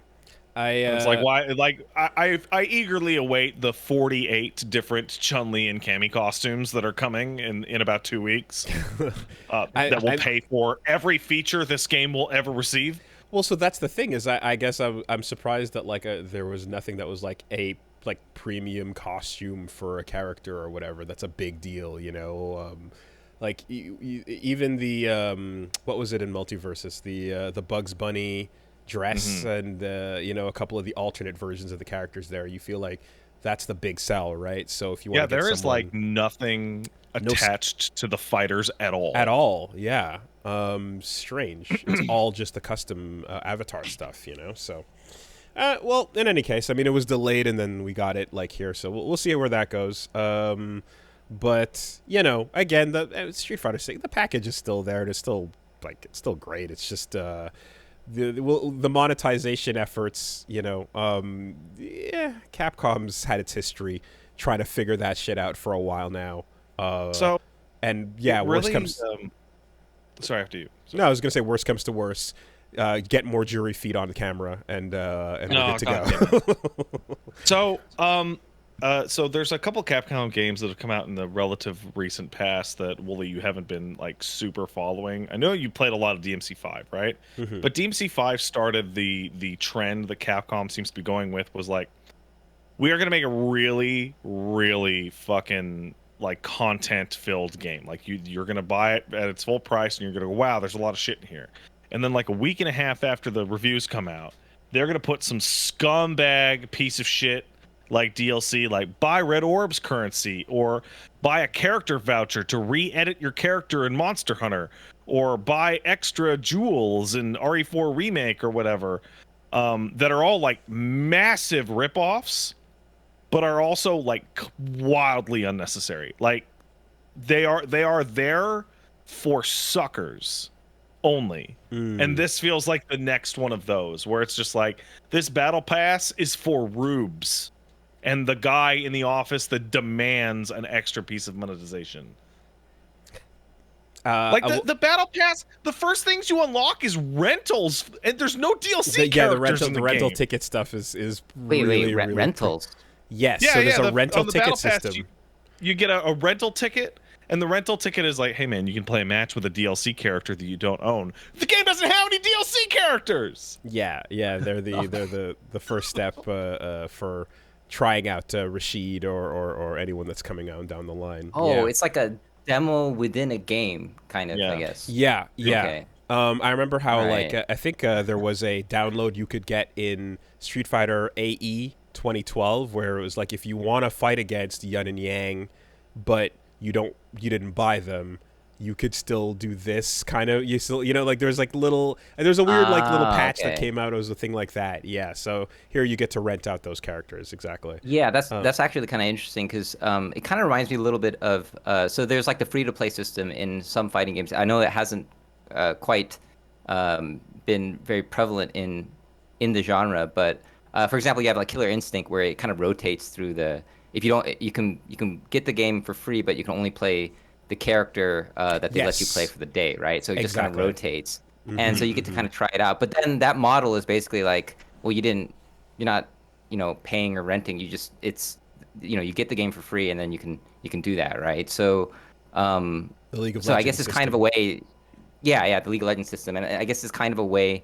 Renting a character seems kind of, I guess.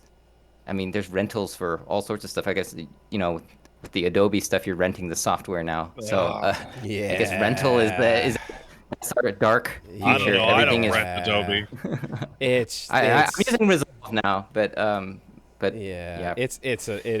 it can get there. I mean, again, for me, I'm someone who will always look at it and go like, yo, if this is a game I like and I will pick a target. Like I said, I want that blanket shirt. I bought it.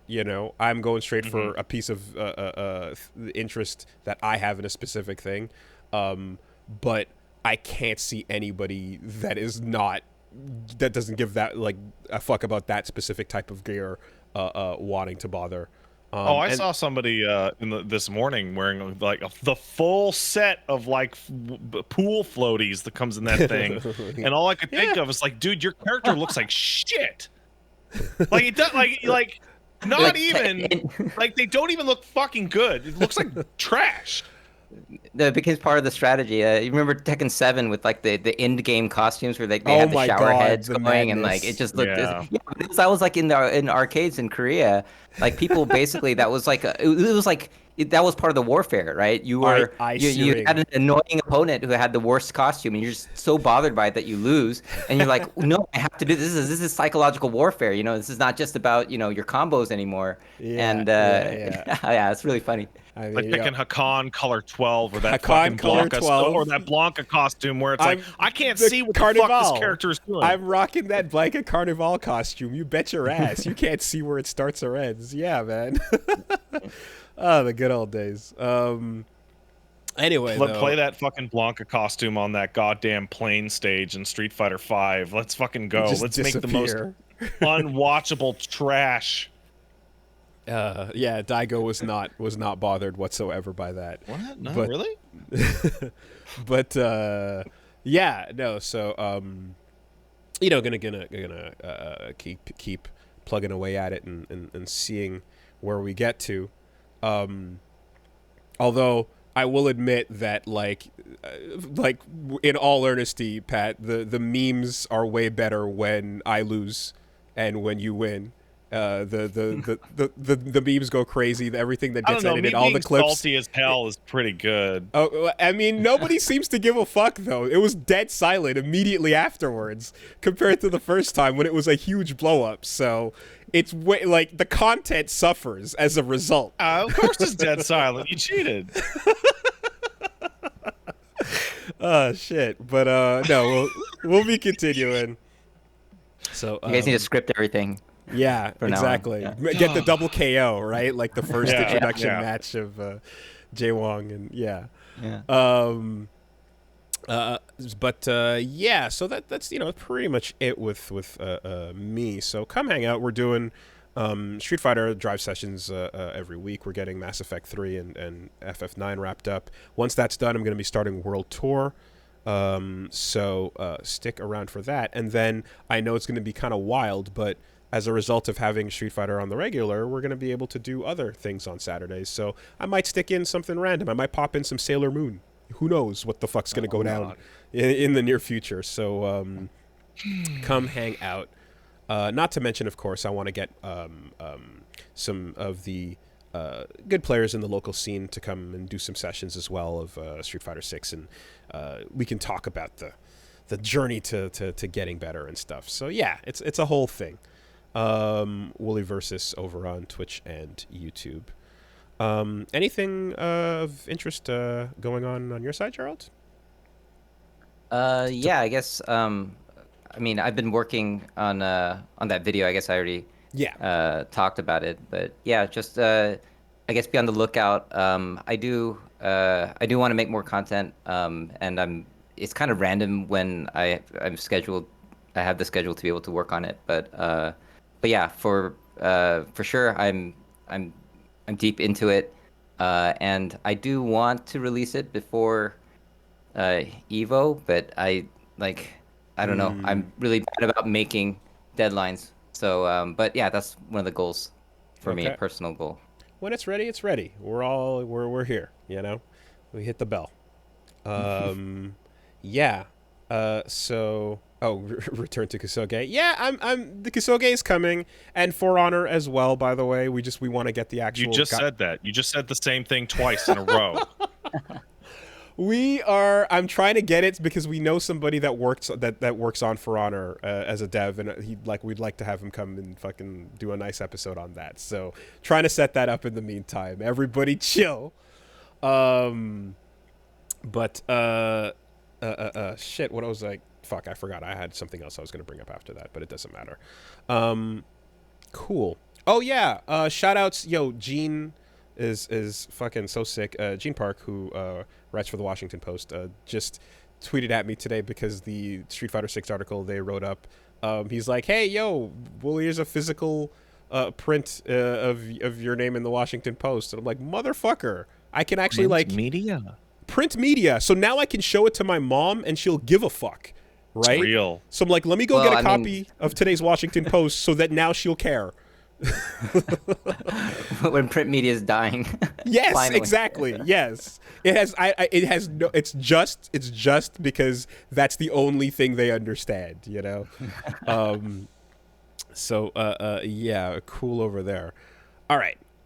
Let's take a quick word from our sponsors, real quick, and then we'll jump into some of, but not all of the. Well, luckily there was almost no news this past week. It's a couple things, but first. All right, we got what do we got? We got 4 of them today. So wow, so many amazing sponsors that I love and would kiss on the mouth if they were real, like people. I mean, I don't know if they would reciprocate, but HelloFresh would like to. I mean, if you eat the food... Put HelloFresh inside me all the time. There you go. All right, so this week podcast is sponsored by HelloFresh, where you can go and get yourself some pre-portioned farm-fresh ingredients, seasonal recipes, and they're delivered right to your doorstep. And you don't have to kiss anybody. It's really simple, actually. I don't even see the delivery guy in my neighborhood. I've never seen them once. Amazing. The HelloFresh just magically appears. Yeah. And, you know, we've been over the deal, but if you don't know, it's getting you fresh food that is to your taste and liking.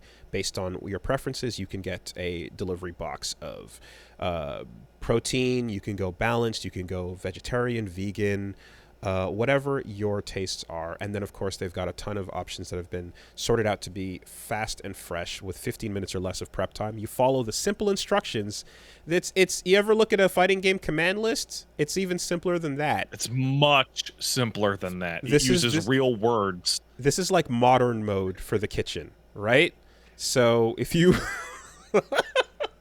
That's really good, actually. Right? That's really good. Yeah, there you go. Real words. I like that. Talk to the audience. So if you wanna embrace being modern, in the kitchen and impressing everybody with your amazing level 3s that were so godlike in their reaction time. HelloFresh is the equivalent of that with food. Of course, you've also got the ability to, add a little bit of extra protein here and there. And you can get not just dinners, but your breakfasts, lunches, little snacks as well. They've got a couple essentials, and overall, you're saving compared to groceries, which are 25% more expensive on average, or with takeout for that matter. Groceries are nonsense right now, man. There Just you get go. HelloFresh. Doorbell rings, it's right there, and you don't even have to worry about it. So go to hellofresh.com/superbeast16 and use the code superbeast16 for 16 free meals plus free shipping. That's hellofresh.com/superbeast16 with code superbeast16, and you're going to get 16 free meals plus free shipping. That's America's #1 meal kit. Thanks, HelloFresh. Thanks, HelloFresh. I love you. All right, this week the podcast is also sponsored by Bombas, and Hey, Mama. Bombas is in the business of getting you warm. As the weather gets warmer, you want to feel good. You don't want socks that don't breathe. You don't want underwear or shirts that kind of stifle you in the heat. So this is where the high quality, moisture wicking, sweat wicking, cushiony fabric comes in play. Bombas is all about that real good material on it. They got the socks that don't have that stupid seam in the front that rips every time. Oh, you think that's bad? I'm the socks I'm wearing right now. These bullshit regular socks. I Terrible. keep having the problem where the heel part gets up on top of my ankle. Disgusting. It looks stupid. Your horrible ankle is even made worse by those socks you put on them. You should consider the better material that comes from Bombas. And even better than that, for every pair you buy, they donate a pair to someone who needs it. They're the #1 most requested items at shelters, after all. So get yourself some better socks and do some good in return. You can go to bombas.com/superbeast and use code superbeast for 20% off your first purchase. That's bombas.com/superbeast and use the code superbeast at checkout. bombas.com/superbeast, code superbeast. Thanks, Bombas. Thanks, Bombas. If you're listening to this podcast, then this sponsor is relevant to you because Raycon is also sponsoring this week. They are in the business of getting you high-quality wireless listening products that really simplify your life without the cords. Because if you're not going wireless at this point, you're just asking for pain, suffering, injury. You might turn around one moment and find it wrapped around your neck. You might trip over it. It's a hazard, really. There's only so many times your stupid dog can run past you and pull an entire laptop off the kitchen table before you go, I am done with these wires. Dog or cat cannot chew on a wire that does not exist. So that is very important. You want to get that going. By the way, Gerald, what's the cat name? The people want to know. I've seen some curiosity. So the gray one is Pablo, and the red is Pancho, and he's diabetic, so give me insulin. Pablo every and day. Pancho, good stuff. Pablo and Pancho. Nice. There you go, everybody. There you go. All right. Yes, you can get the wire out of your life and get yourself high quality as well, premium audio listening. When you check out some Raycons in particular as well, you can get yourself a pair and a spare while saving compared to the premium, crazy, insane, expensive wireless earpods on the market that are currently in the process. If a company's looking and saying, hey, we'll sell you a VR headset with no controllers and a weird AI face on the other side of it for upwards of $35,000 to maybe $4,000, depending on where you live, they're probably going to rip you off on your headphones too. So just, be wary about that. Not naming names or anything. Anyways, free domestic shipping and flat fee international shipping as well on your Raycons. So go to buyraycon.com/superbeast today to get 15% off your Raycon order. That's BUYRAYCON.com/superbeast to score 15% off One more time, buyraycon.com/superbeast. My wife is literally wearing them right now. Thanks, Raycon. Thank you, Raycon. And last, but certainly not least, the podcast is sponsored by DoorDash. Summer's around the corner, and Dash Pass Wooly, I'm hungry right now. Could DoorDash bring me a hot dog sandwich? Immediately. It can happen. In particular, if you feel like you are just like, I'm hungry right now, I don't want to move even. You hit the button. That's fine. They can bring it right to you. They can dash. You know what that means? That means tapping forward. Forward. You know how fast that is? It's crazy. Somewhat. Right? I've seen delivery men wave dashing with DoorDash. It's crazy. It's like you have to get a little bit off the ground and then like dodge toward. It's a whole thing, but there's smoke coming off and they get you your food and it's wild. My favorite DoorDash experience is hearing the knock, going to get the food, and the guy somehow already driving away. I'm like, yes, how did you get it. back to your car so quickly, man? You must have dashed. You didn't even see that when the food got dropped off for a couple seconds, the delivery person went back and forth just as a flex, and then they got out of there. Shout outs to the Dashers. So yeah, no, you can get a Dash Pass that gets you 0 delivery fees and reduced service fees as well on all eligible orders, making it easier and more affordable. So yeah, you can get your essentials with that. I've gotten paper towels dropped off. I've gotten emergency napkins and even paper plates when I found myself a little bit short on them with some company. So I mean, hey, you can get that going for you as well. Check them out. They won't judge you to your face. Secretly, we have no guarantees, but to your face at the very least. No, definitely not. Yeah, and of course, all your local go-tos, your mom and pop shops, as well as your favorite chains, all on with over 300,000 partners to pick from. So, experience summer like no other. Your best summer with a Dash Pass membership from DoorDash today. Sign up for Dash Pass now and you'll get your first month free. Plus, when you use the promo code, you'll get 50% off up to a $10 value when you spend $15 or more on your next Dash Pass order. When you download the DoorDash app, enter the code BEASTSUMMER. Damn. It's That's a great code. There you go. Wow. All right. That's 50% off when you spend $10 or more on your next Dash Pass order when you download the DoorDash app and enter the code BEASTSUMMER. Don't forget BEASTSUMMER for 50% off your next order. Subject to change. Terms apply. Thank you, DoorDash. Thanks, DoorDash. Okay. I'm getting hungry now. Dude, we do the ads for the food, and like it's 7 p.m. and I have not eaten dinner. I am grumpy now. Welp. I know what'll make you hungry. What's that? Let's talk about Mortal Kombat 1. Dude, okay. I ranted and raved and hated on MK1 last week or the week before. Yep. Time for me to say something nice.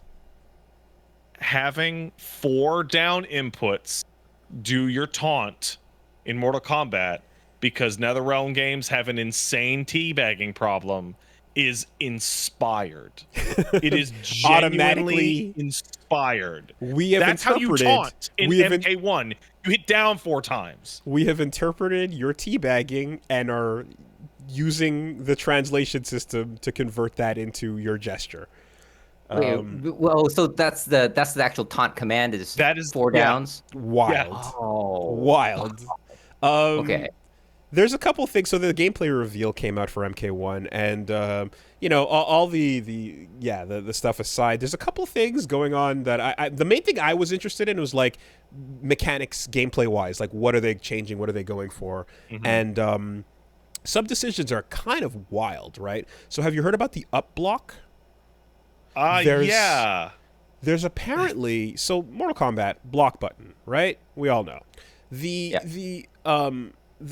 in the game now, there's something called an up block, and essentially because jump-ins were always so strong, you can now, while holding block, press up, and for a brief second, your character switches from blocking Mortal Kombat style to aiming it straight upwards, and it has a recovery on it. So if you whiff, you're super punishable and get blown up. But if you counter something that is specifically a jump in, you will it'll almost act like a parry in that you recover right away while they land, and you can do a full punish on them.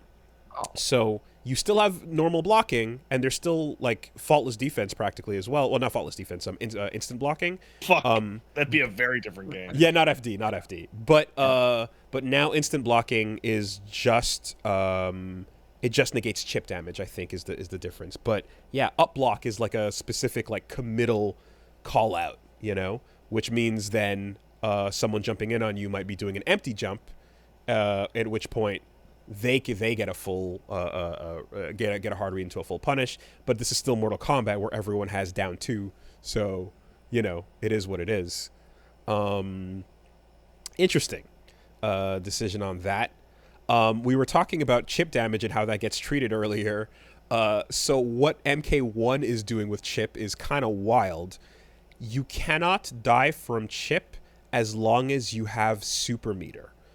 So if you have a fatal blow and you're on the magic pixel, it depletes from your fatal blow instead. And then when you use it, then you die. So as you're being chipped out, they're taking your fucking bar? It takes away from your so what you like basically you'll have you try to use it as your comeback at a certain point, fatal blow into fatal blow, and then once you've both spent it or whatever, then you can be chipped out. But as long as you have fatal blow ready to go, you can't be chipped to death. It's a commitment to spending it or just choosing to hold on to it. A little bit reminiscent of combo and KI where you could spend the super to get last breath. But in this case, it's just like, you can choose to not be chipped out if you feel like not cashing that damage out either.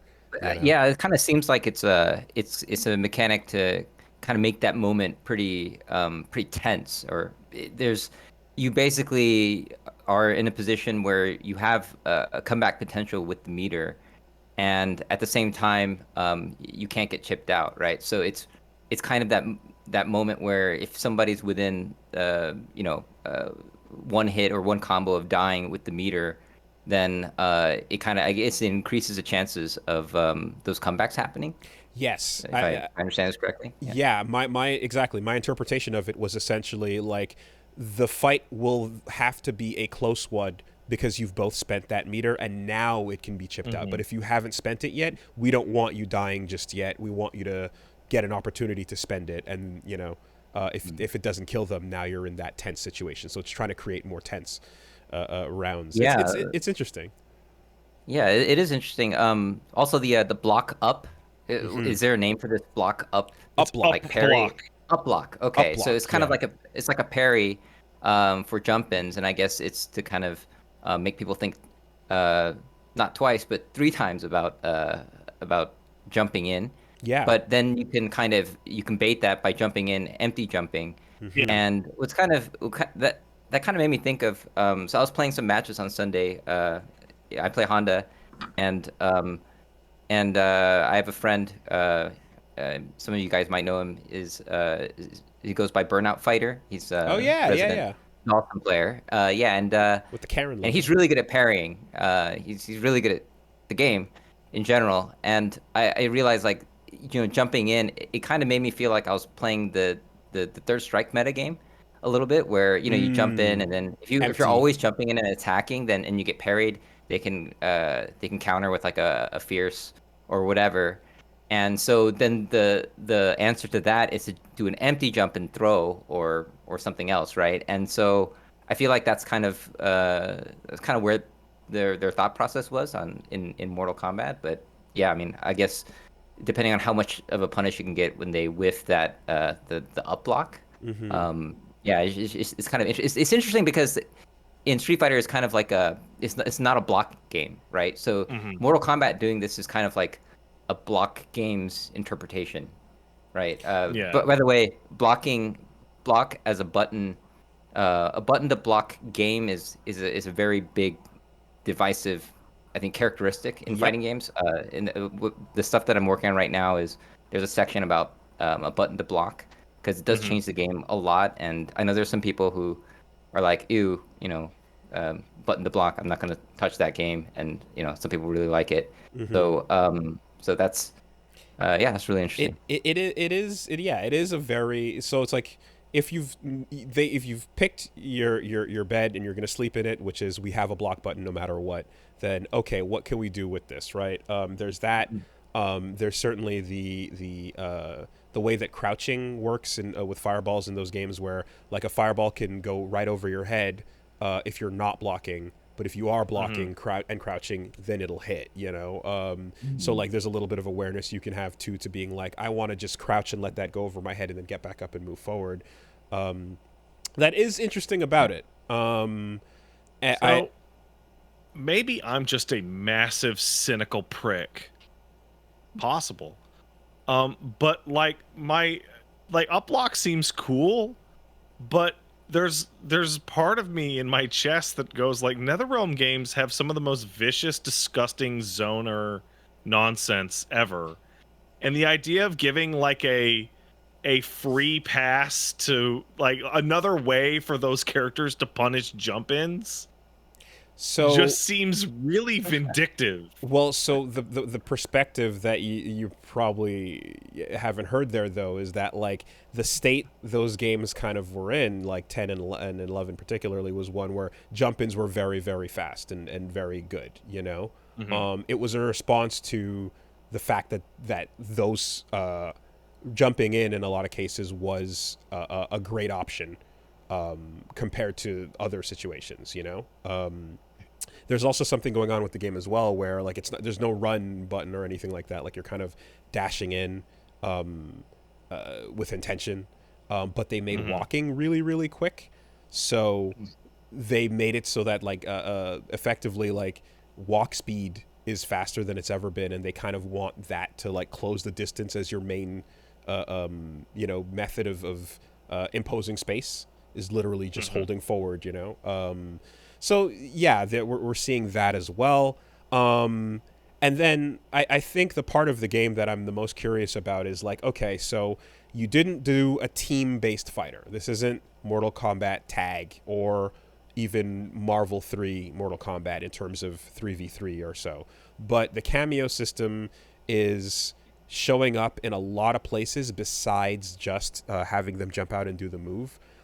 Your throw becomes affected by the cameo. So you have three throws. You have a forward or back throw where your cameo comes out and does the action actually, and depending on who they are, the throw changes its properties and such.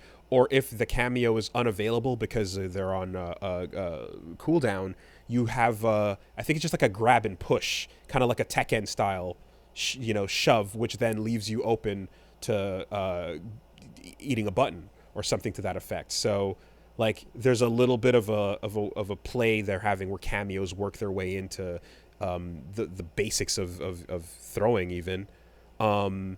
And they also, you can hit cameos and they take damage from your main life bar.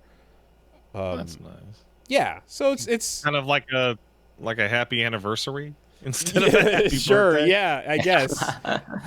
Like when you hit Chip, Gamma Blade, right? Like it's just it's a bit like that. Everybody fucking loses. Yeah, so this cameo thing, I mean, I think it still would have been real cool to go all the way in with the team based fight, but they're going pretty intense with the cameos.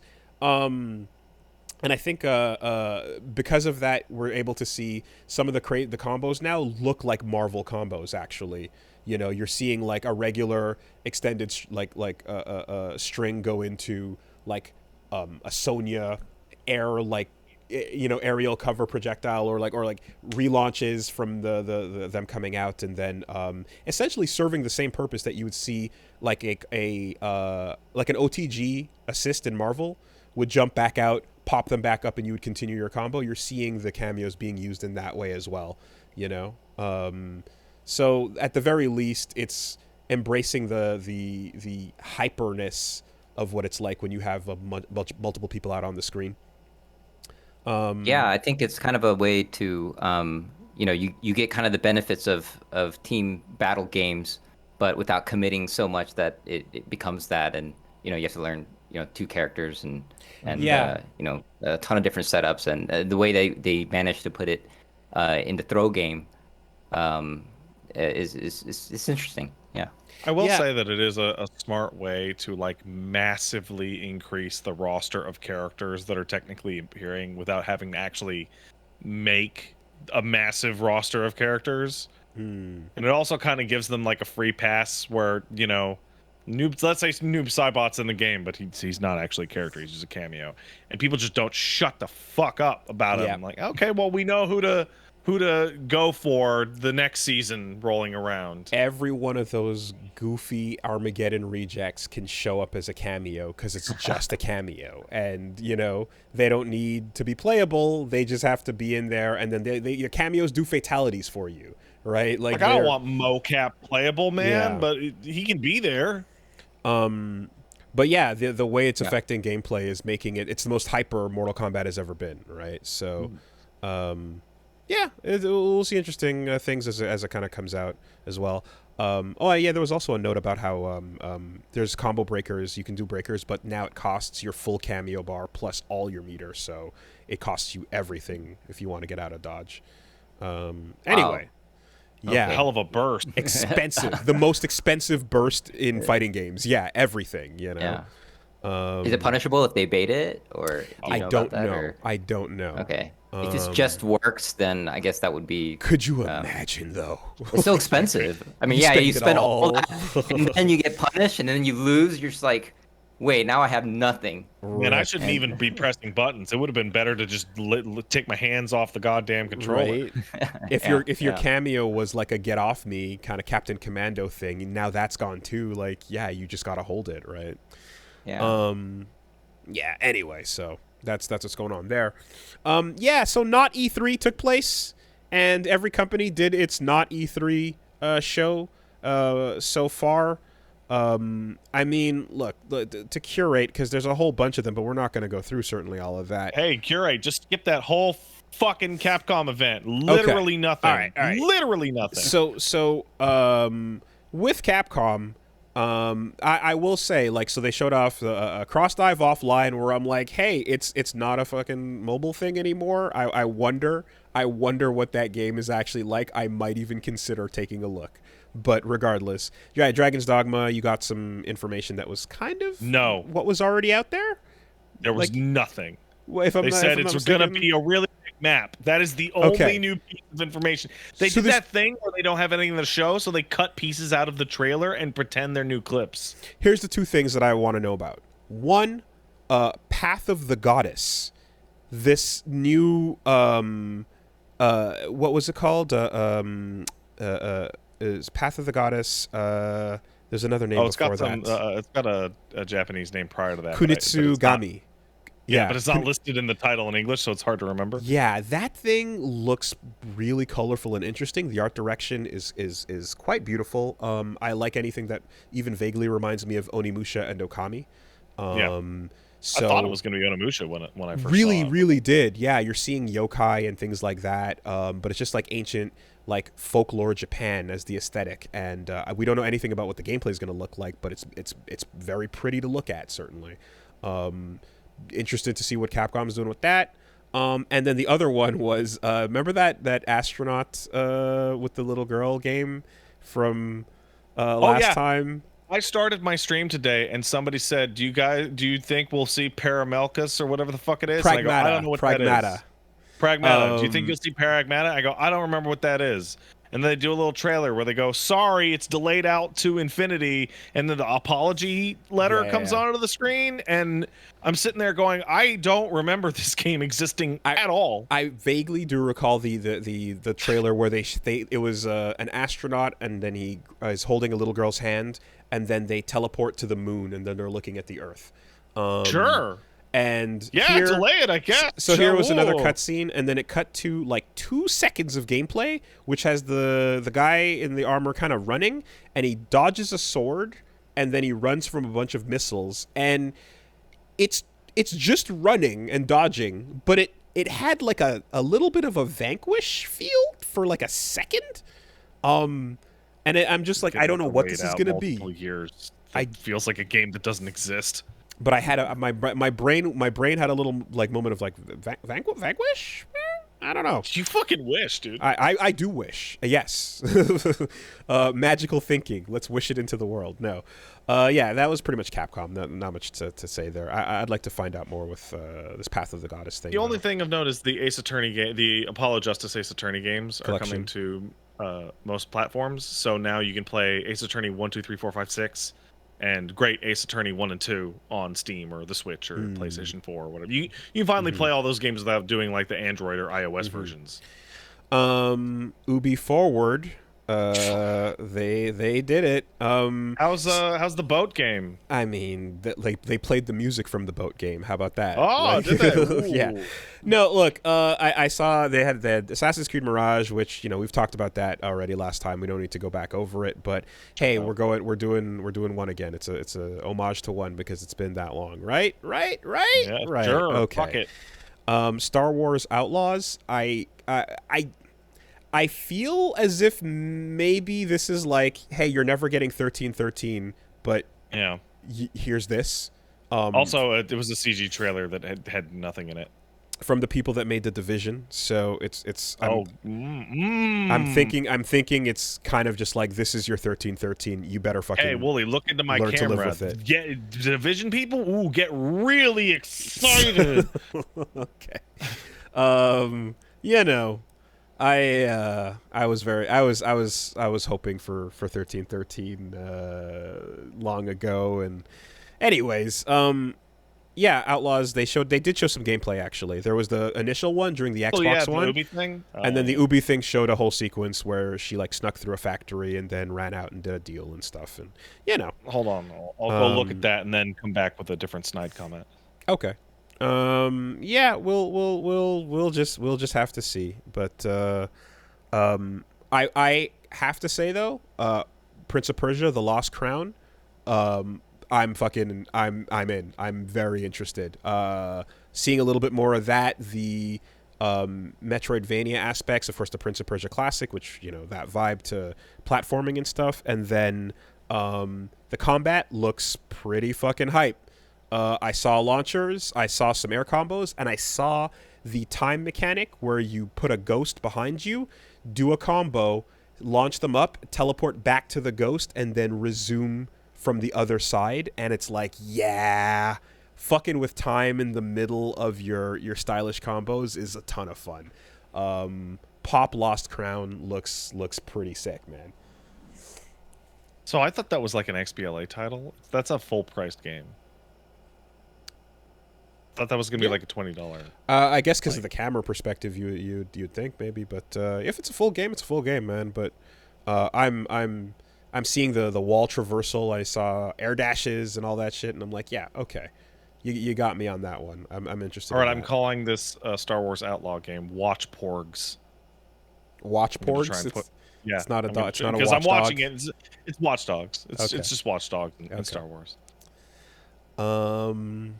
Yeah. So they kind of that was pretty much that. And then Microsoft had their Naughty 3 as well. And okay, so one was fairly interesting. A couple things there. Fable is back, and Fable's tone and cutscene were like, yeah, that's the funny Fable. That's cool. England. Yep.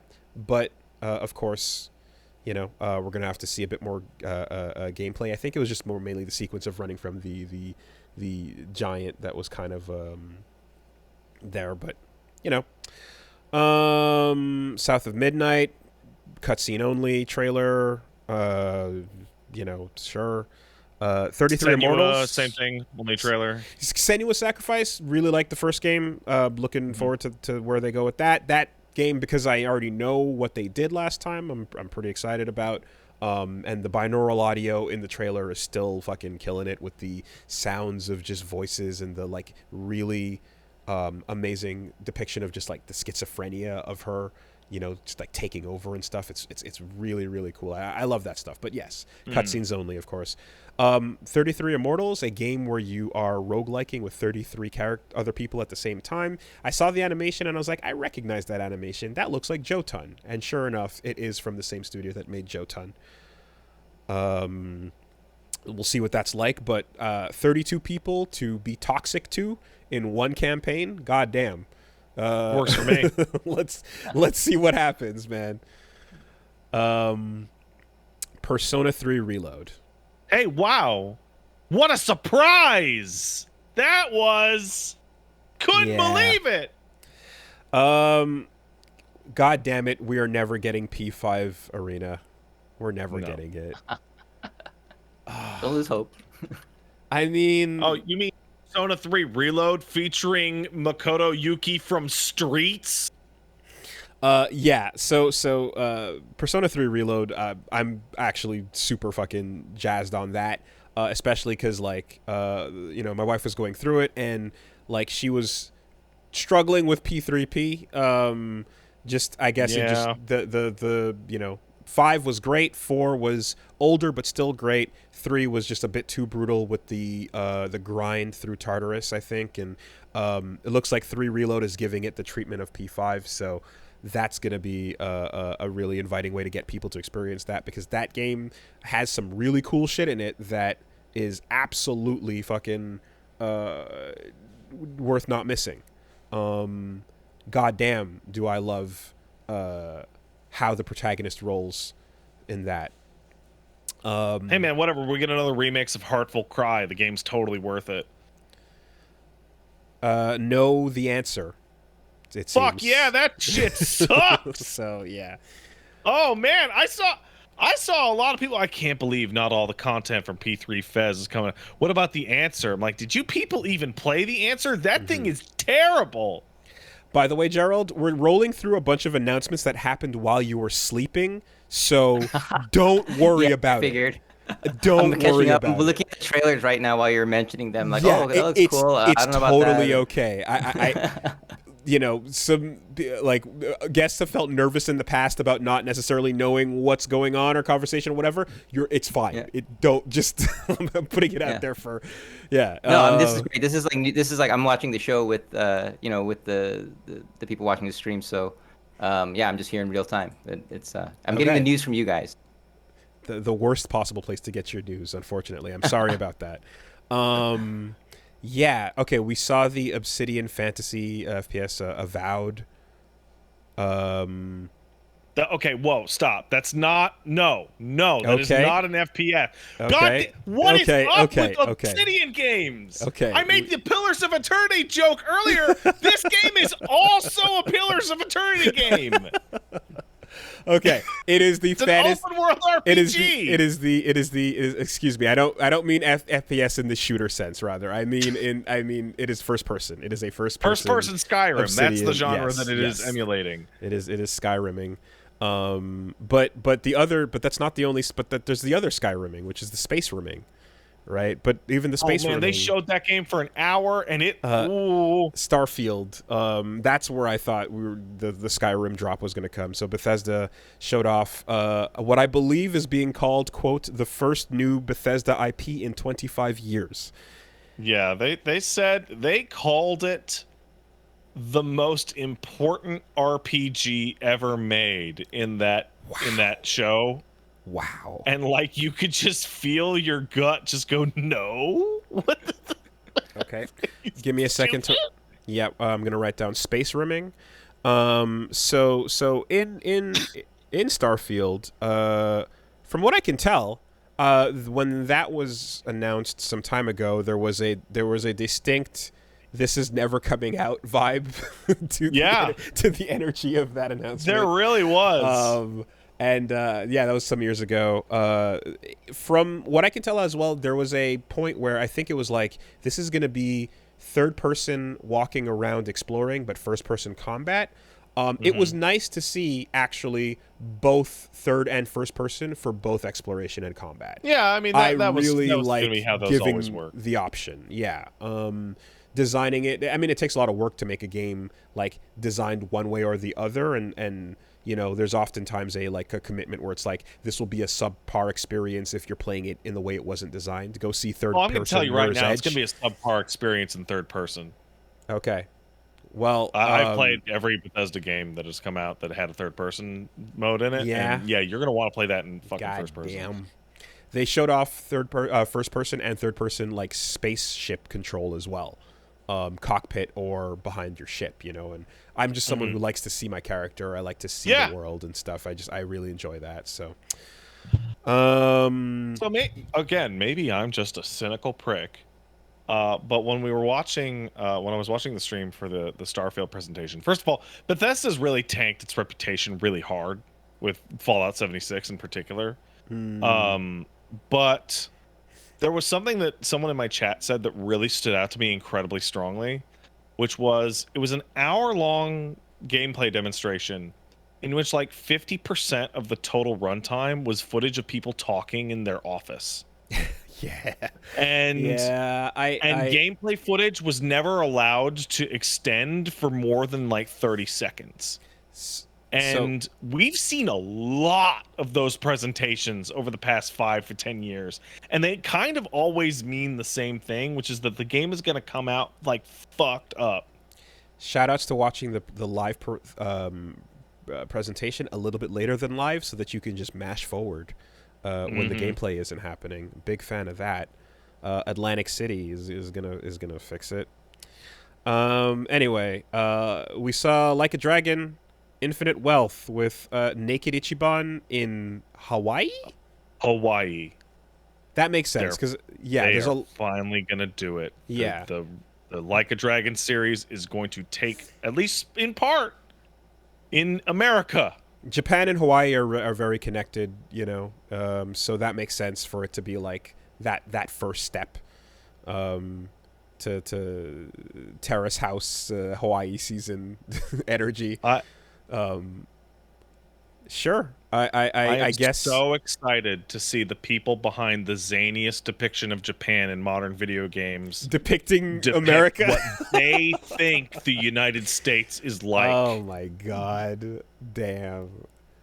With the most I kind also of that dub is going to be nonsense. That is going to be a confusing dub. So it's either going to be like the best possible like through the lens interpretation, or it'll be America, but there'll be a Lawson and a Combini right around the corner, regardless. Oh, that'd be good.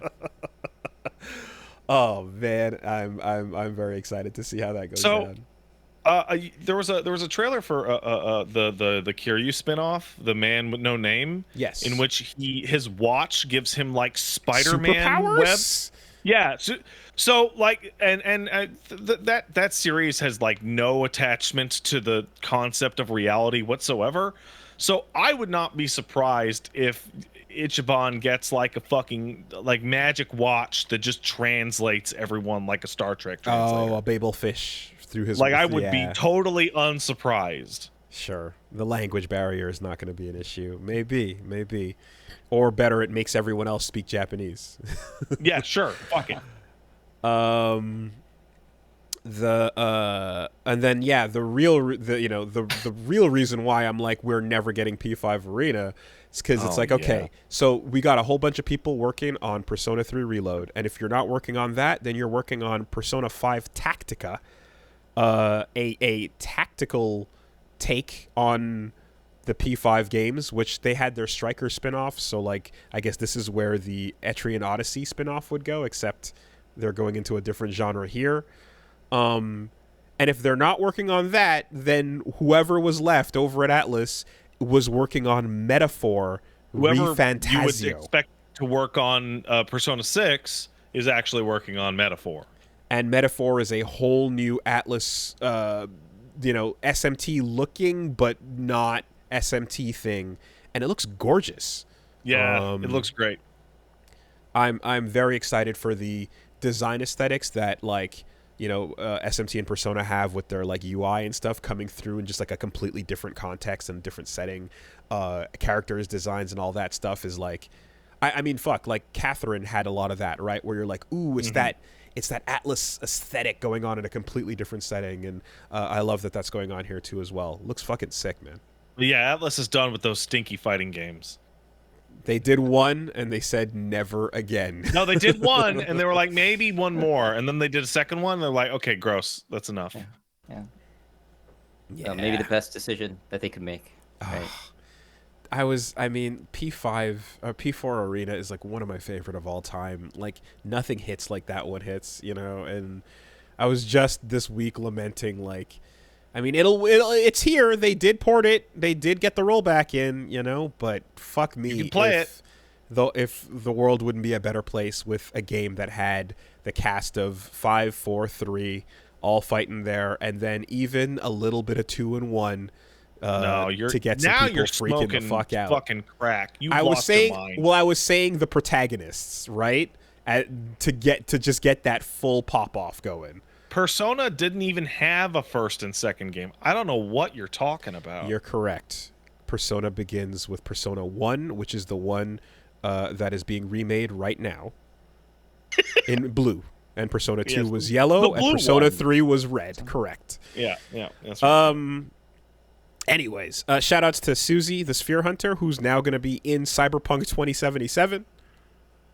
Looks like it's like, it's really weird to see somebody scanned into a game and be digitized.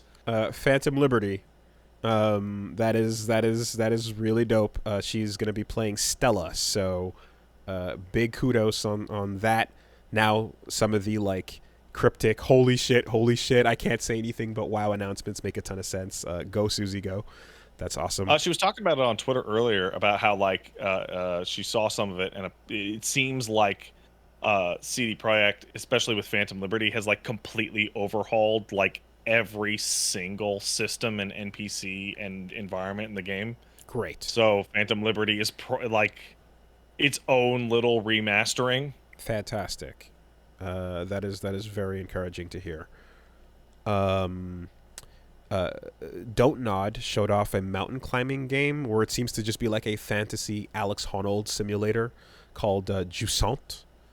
It's mountain climbing in a fantasy setting. Sure. Okay. Yeah, I mean, if anything, I'm just like, yo, that company has like the growth in size and budget capability has been astronomical. Like Life is Strange made them so much cash that they've gone from like the Capcom small studio that made Remember Me to now publishing other games and having like at 4 or 5 pending things. So wow. Despite them. Sorry, after you. Oh yeah, this is Don't Nod is the company that made Life is Strange, right? Is that the game where like you can go in the room and find like someone had written the Chun-Li like command list? As like a cameo it's thing? Like it's like a okay, yeah, I remember playing that game. But yeah, go ahead. They've basically they've been expanding out into like not just the story narrative style things and blown the fuck up. They're and a couple other things not really noteworthy. The Banner Saga folks announced Towerborn, which they're making Castle Crashers. I saw Guardian Heroes essentially going on there.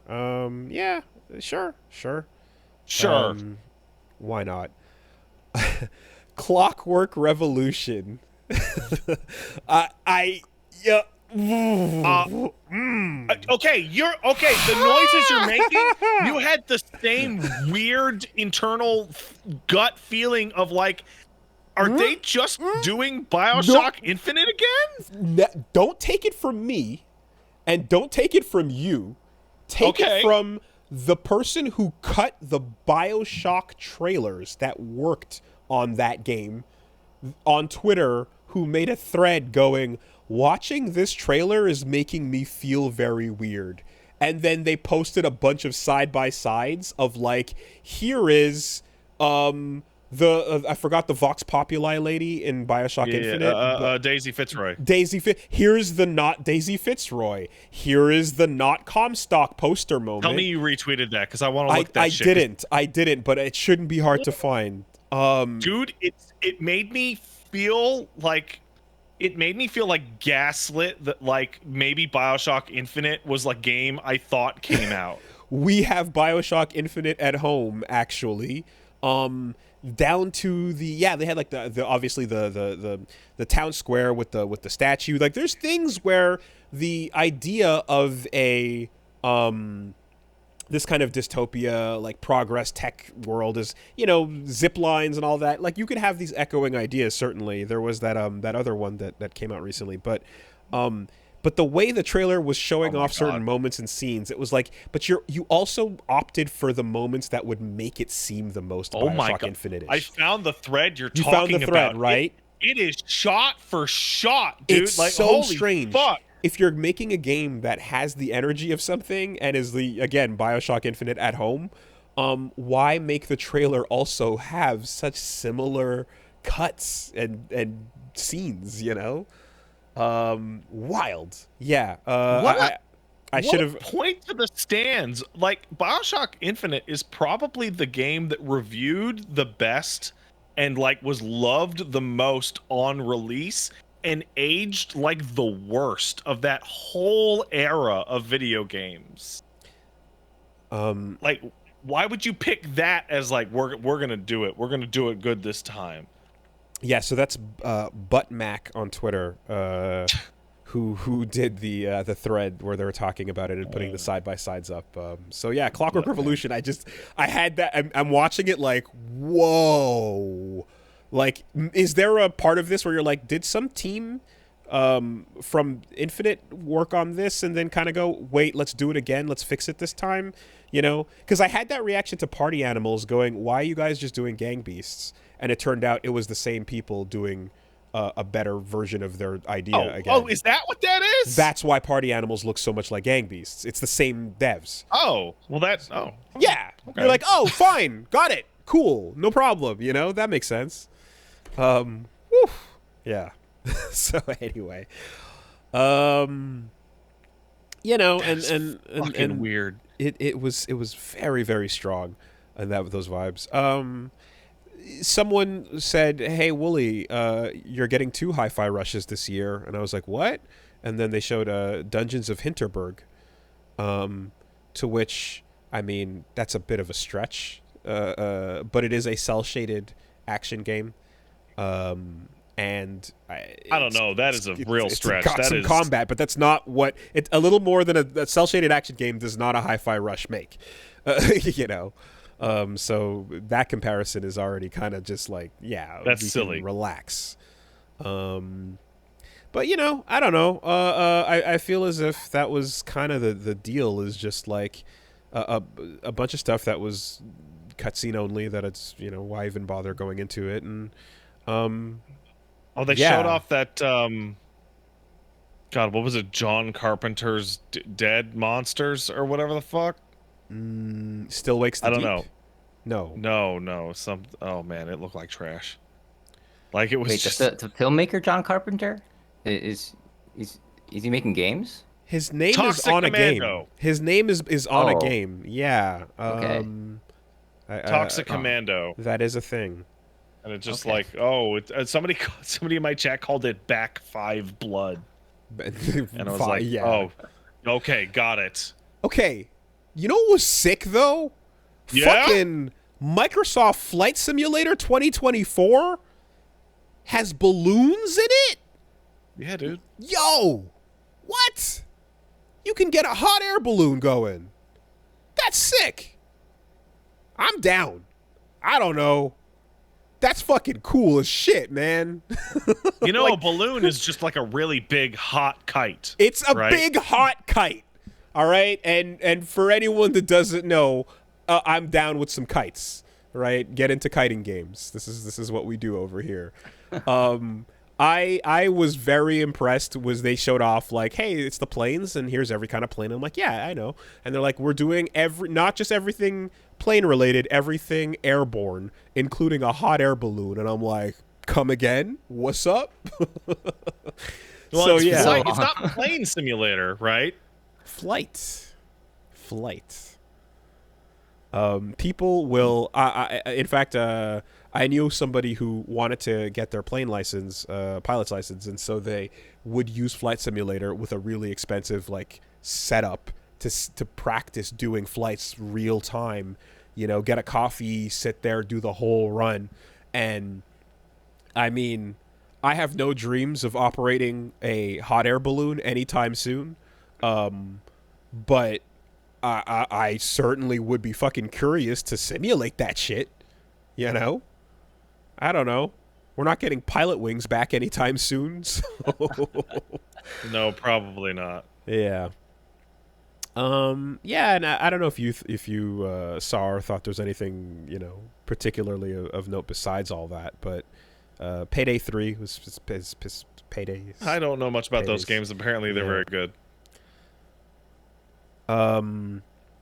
Starfield appears to be though like the biggest, like we're going all in on showing you an hour of this, and I mean, I don't know if like are they going for this is going to be our Skyrim space, but also our Mass Effect, but also our No, it is like very, very much not their Mass Effect. okay.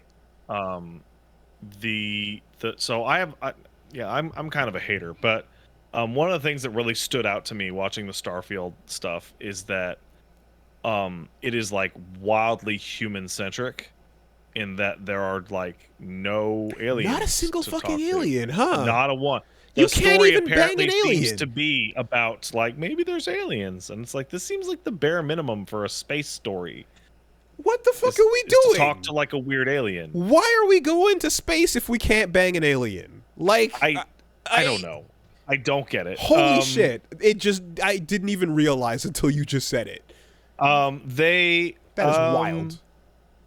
They showed off a lot. They showed off a lot of improvements from like Fallout 4, like a top-down view for a city creating or whatnot. And I went back and I found somebody comparing like the footage from last year and the footage from this year of like similar areas. And the areas look like they have been completely remade from the ground up. And my gut is that's what Phil Spencer was talking about in that interview a couple months ago, where he described that Microsoft didn't really impart to the Redfall developers just how serious Microsoft is about quality, but we got into Starfield real early and really, really imparted to the Starfield devs that Microsoft wants quality. Well, nothing says quality like 30 FPS locked on consoles. Yeah, well, that's not really surprising. It's a Bethesda game. The real question is, if you pick up a sandwich off a table, does every other item on the table jump up a little shoot bit into space and then fall down? Oh goddamn! Can we mod Macho Man into whatever the spaceships are gonna look like? I feel like there was a line of dialogue from from Todd or somebody in there that was like kind of buried underneath them showing off the game that I feel like is really vital to set everyone's expectations. Mm-hmm. They described like, oh, there's thousands of there's 1,000 planets, and the planets can have all sorts of things on them, and when you land, your event that happens there might be different from somebody else's because the system is gonna generate quests for you. And it's like, oh, this is most of the fucking landmass in these planets is going to be a procedurally generated space with where have I heard that before? With what Bethesda calls radiant quests, which are quests that go and auto-generate objectives for you based off of your area. And people who've played Oblivion or Skyrim or Fallout 4 have played a lot of Radiant quests, they are filler. They are very bad. And they kind of said it out loud that, like, yeah, most of the game world is dreck. Can we get a No Man's Sky name drop right around here, or no? I feel bad for Bethesda because they were working on this game before No Man's Sky came out. And the reaction to No Man's Sky and all the stuff that happened with that has annihilated people's tolerance for the phrase "there's thousands of planets and you can go anywhere." Right. Bringing it back to the good version of it, even. Yeah, like the skepticism built into people who played No Man's Sky when it came out is just off the charts. You were gonna say, Gerald? Yeah, I mean, whenever I heard the term procedurally generated, I immediately thought of No Man's Sky and just the reactions and everything. But I'm wondering, like, if the game got, patched or changed since then, or I guess there is a fantastic yeah. Video series by internet historian called The Ingoodening of No Man's Sky, which goes over the exhaustive journey over multiple years to basically fix a wildly fucked up game. And since that video, there have been updates like every 2 months. They've worked like 3 or 4 games worth into that game now. It's very, very impressive. But the shadow remains cast, right? The taste is still in everyone's mouths, certainly. Yeah. Okay. So one of the things that really stood out is it was a Bethesda presentation, but it was like a lot of cuts, and they would say, "Look how vast the planets are," and they would do these panning shots. And I've played a lot of Bethesda games, and so has a lot of my audience. And the thing that really stood out is like they would do these pans, and the pan would show like a large forest or a large, desert or whatever. And there's nothing you could fucking see.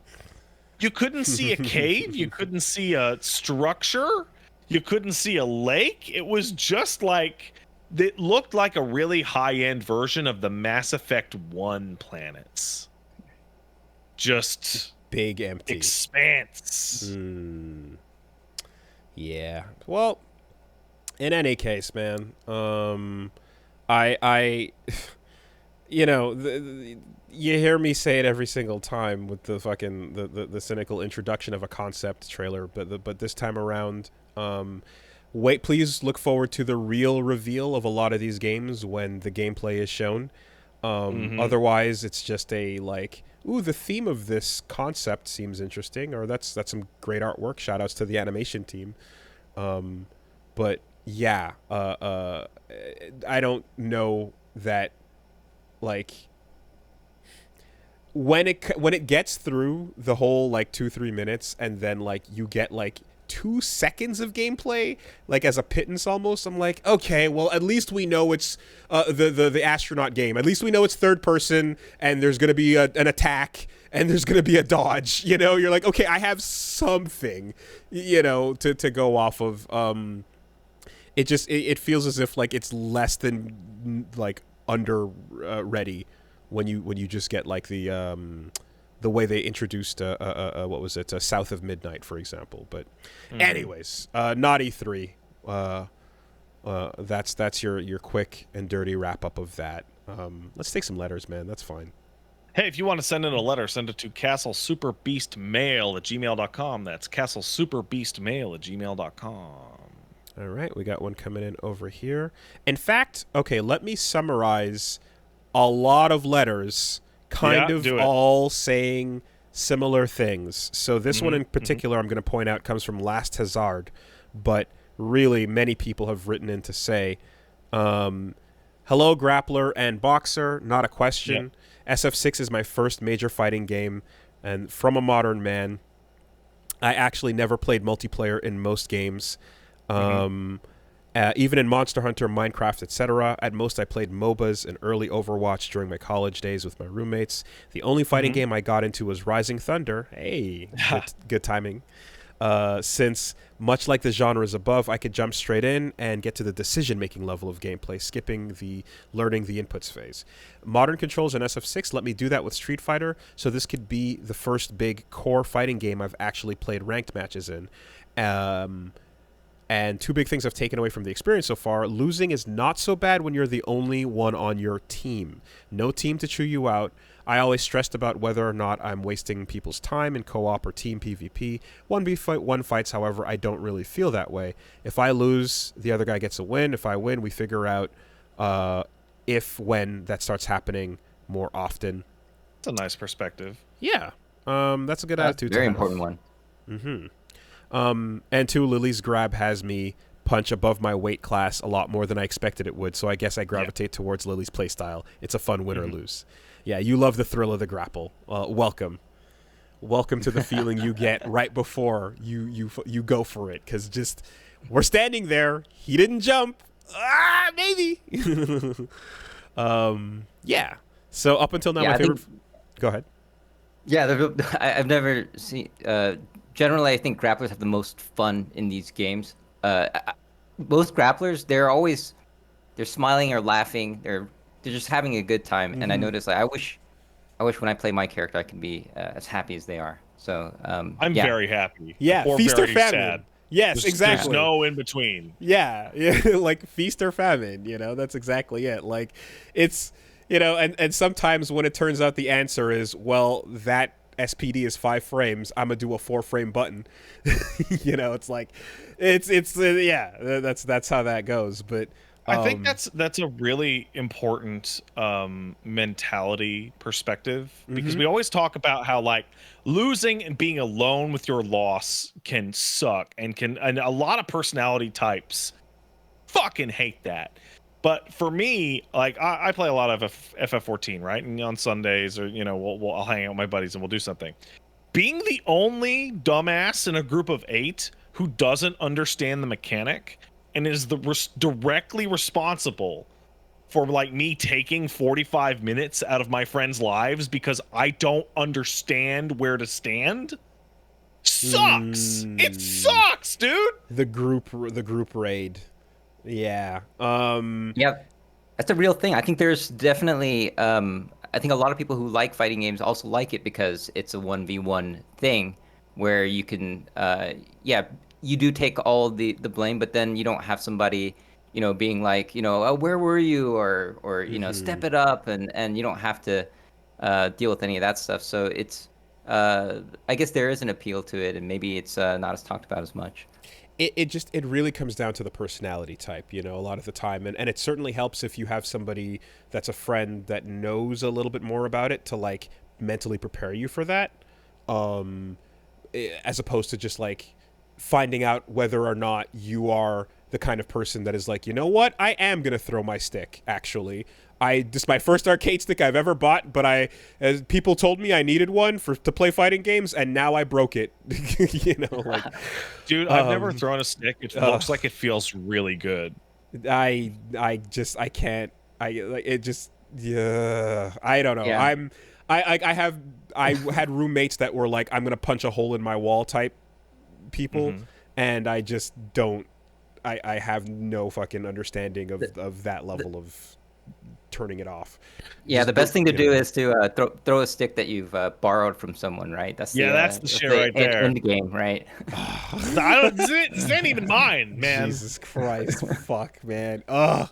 Anyway, or you can create a classic moment where someone edits the Mentos commercial music over over things. So who knows?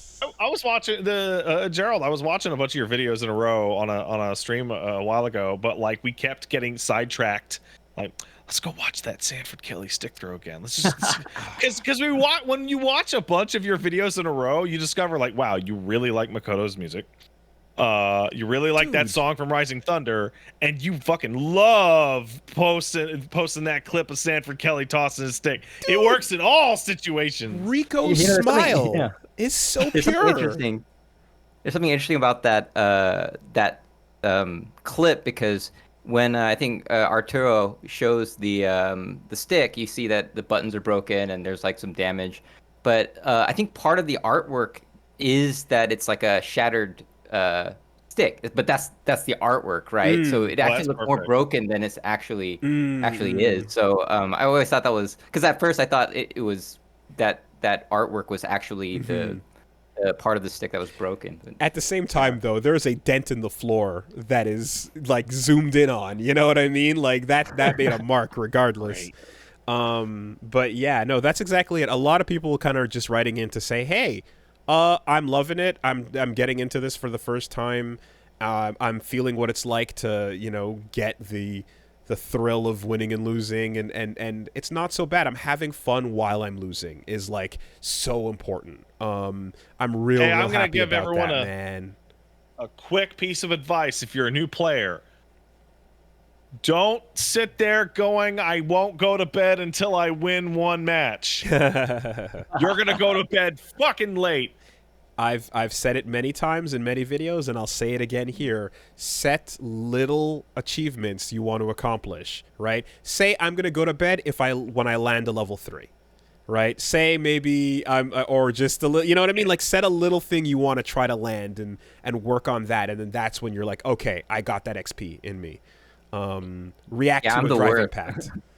I'm the worst because I'm like, oh, I gotta rank up before I go to bed. And Oh, don't ever do that's that. yeah. Disgusting, Then you'll Yeah, never that sleep. that's Yeah. me. That's me. I'm like, all right, the session is over when I rank up. Yes, absolutely. Anyways, so yeah, shout outs to everybody that's been writing in to overall just kind of echo that Street Fighter 6 goodness sentiment. And yeah, I mean, I know Gerald, like, Tekken is obviously the core of the core A. Like that's where a lot of that goes. Boo. But I Yeah. Yeah, I mean, there's, Mhm. I guess with Tekken, it's kind of, I mean, so I kind of, so my channel kind of talks about, a lot of different fighting games, and I guess there's games that you main just like you main characters, right? I mean, and you also you can play a bunch of different games, but then you also split the amount of time that you're playing, and so at one point. I think there was one Evo where I joined 7 games or something like that, and that's actually like the worst thing you can do. And so Mhm. it's Yeah. just like there's like a character crisis in fighting games. I think there's actually like a game crisis that people can have, and this is kind of the thing that I'm working on right now. I guess this is why I'm talking about it. I've been thinking about it a lot, and Yeah. it is also yeah, which games do you play and how many? And you can't play all of them all the Yep. time. You can't try to rank up before you sleep on like 10 games. I mean, that's like, I that's torture, right? I entered like 5 games at EVO one year, and that was one of the dumbest years ever. Like I'm just like, this is you're not going to be paying attention. You're not going to be focusing. I've Yeah. learned nice and early at going to attorneys to just pick the 2, maybe 3 you want to really hunker down on. Wise, wise. And yeah, and I also feel like Strix presents a new problem for me because I've always been a very strong character loyalist. I tend to like fall in love with playing my character more than the game itself. It's a weird like that. I love Steve makes sense. Fox more than Tekken. You know what I mean? Like Yeah, yeah, that makes sense.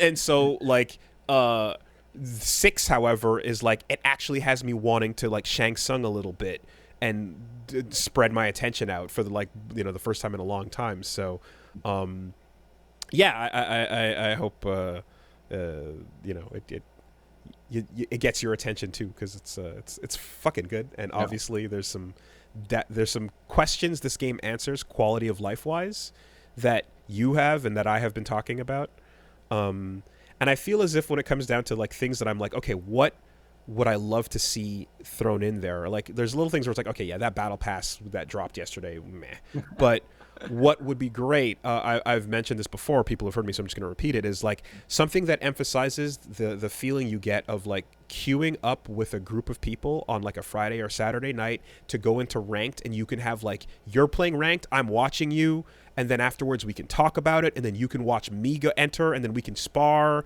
and then we can do some bullshit like fun bull matches, and then we can also come over here and lab to like a whole group experience that becomes like a part of a like queue up and do Street Fighter 6 as a group with your friends, right? Have that same feeling people have when they go, yo, you guys want to jump on Call of Duty, or do you want to jump on Overwatch, or do you want to jump on League? Like, give people a reason to like have a social hang to come back to And that way you Yeah, can get past the dreaded 2-month drop off. yeah, that's a really good point because there's kind of sometimes it can be kind of isolating to just play in ranked by yourself and just grind, grind, and grind. And I think a lot of these games, the way they get a big player base and is because your friends are playing it and you can kind of like join them and you can make this like a social activity. I think one of the things with in Korea, the way StarCraft got popular initially was that was kind of like the thing to do in high school. So if you had friends, like a group of friends, there'd be enough people in that group that there's like, hey, why don't we like, play, go to a PC bang or a PC cafe on the weekend and just, hang out and play StarCraft. And the way it's designed is the seats are close together. You have like nice comfy chair, and then you can order like food, to the seat. There's like an interface on the computer. I don't know if you've And been the to one of these fucking places, seat? but Are you yeah, serious? yeah. So Wow. you can get like ramen or hot dogs or whatever, like kind of delivered to your seat while you're playing.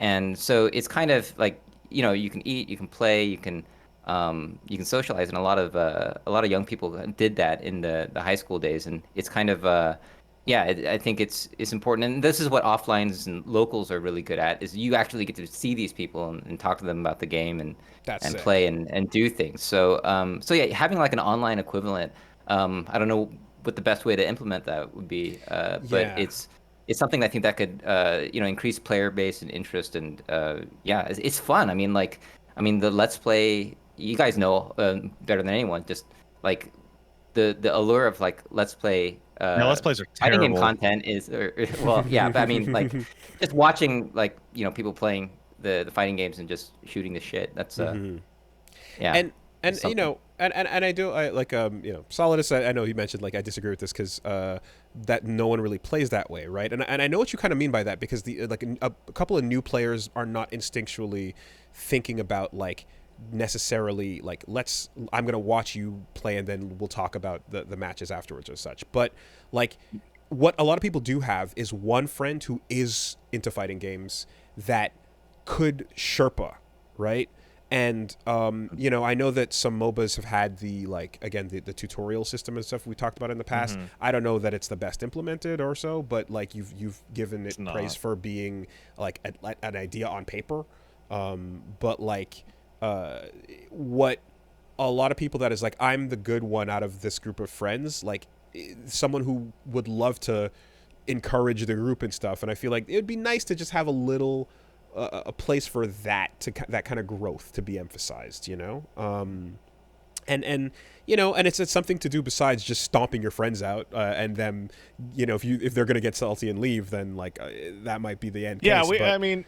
But my friends and I started playing the fucking Killer Instinct when it came out on Steam, and we all had fun for a day, and then we came back and I beat the shit out of them, and then they stopped playing Killer Instinct. something else for the group to do that can pull that out would be fucking wonderful. Yeah, that's about that. Okay, well, we did it. That was I've got my fill certainly of getting the fighting game chat out there, and guys, I obviously we're gonna continue talking about Core until another video comes out. At the very least, we'll just go on about the old ones and stuff. But Gerald, thank you so much for coming on. Thank you very much for coming on the show. Yeah, it was great to be here. I had so much fun. I'm looking forward to seeing your thoughts on like where 6 goes. I'm looking forward to seeing your thoughts on where 8 is gonna go with Tekken. Oh yeah. And all of that stuff. So everyone, go follow Gerald on Twitter. Core A Gaming is the YouTube, and just fucking fighting games, guys, right? Well, Right? now that we've had Gerald here, we can finally just never talk about fighting games ever again. You hit the end game on that. A All right. net negative. All right. Glad I could help.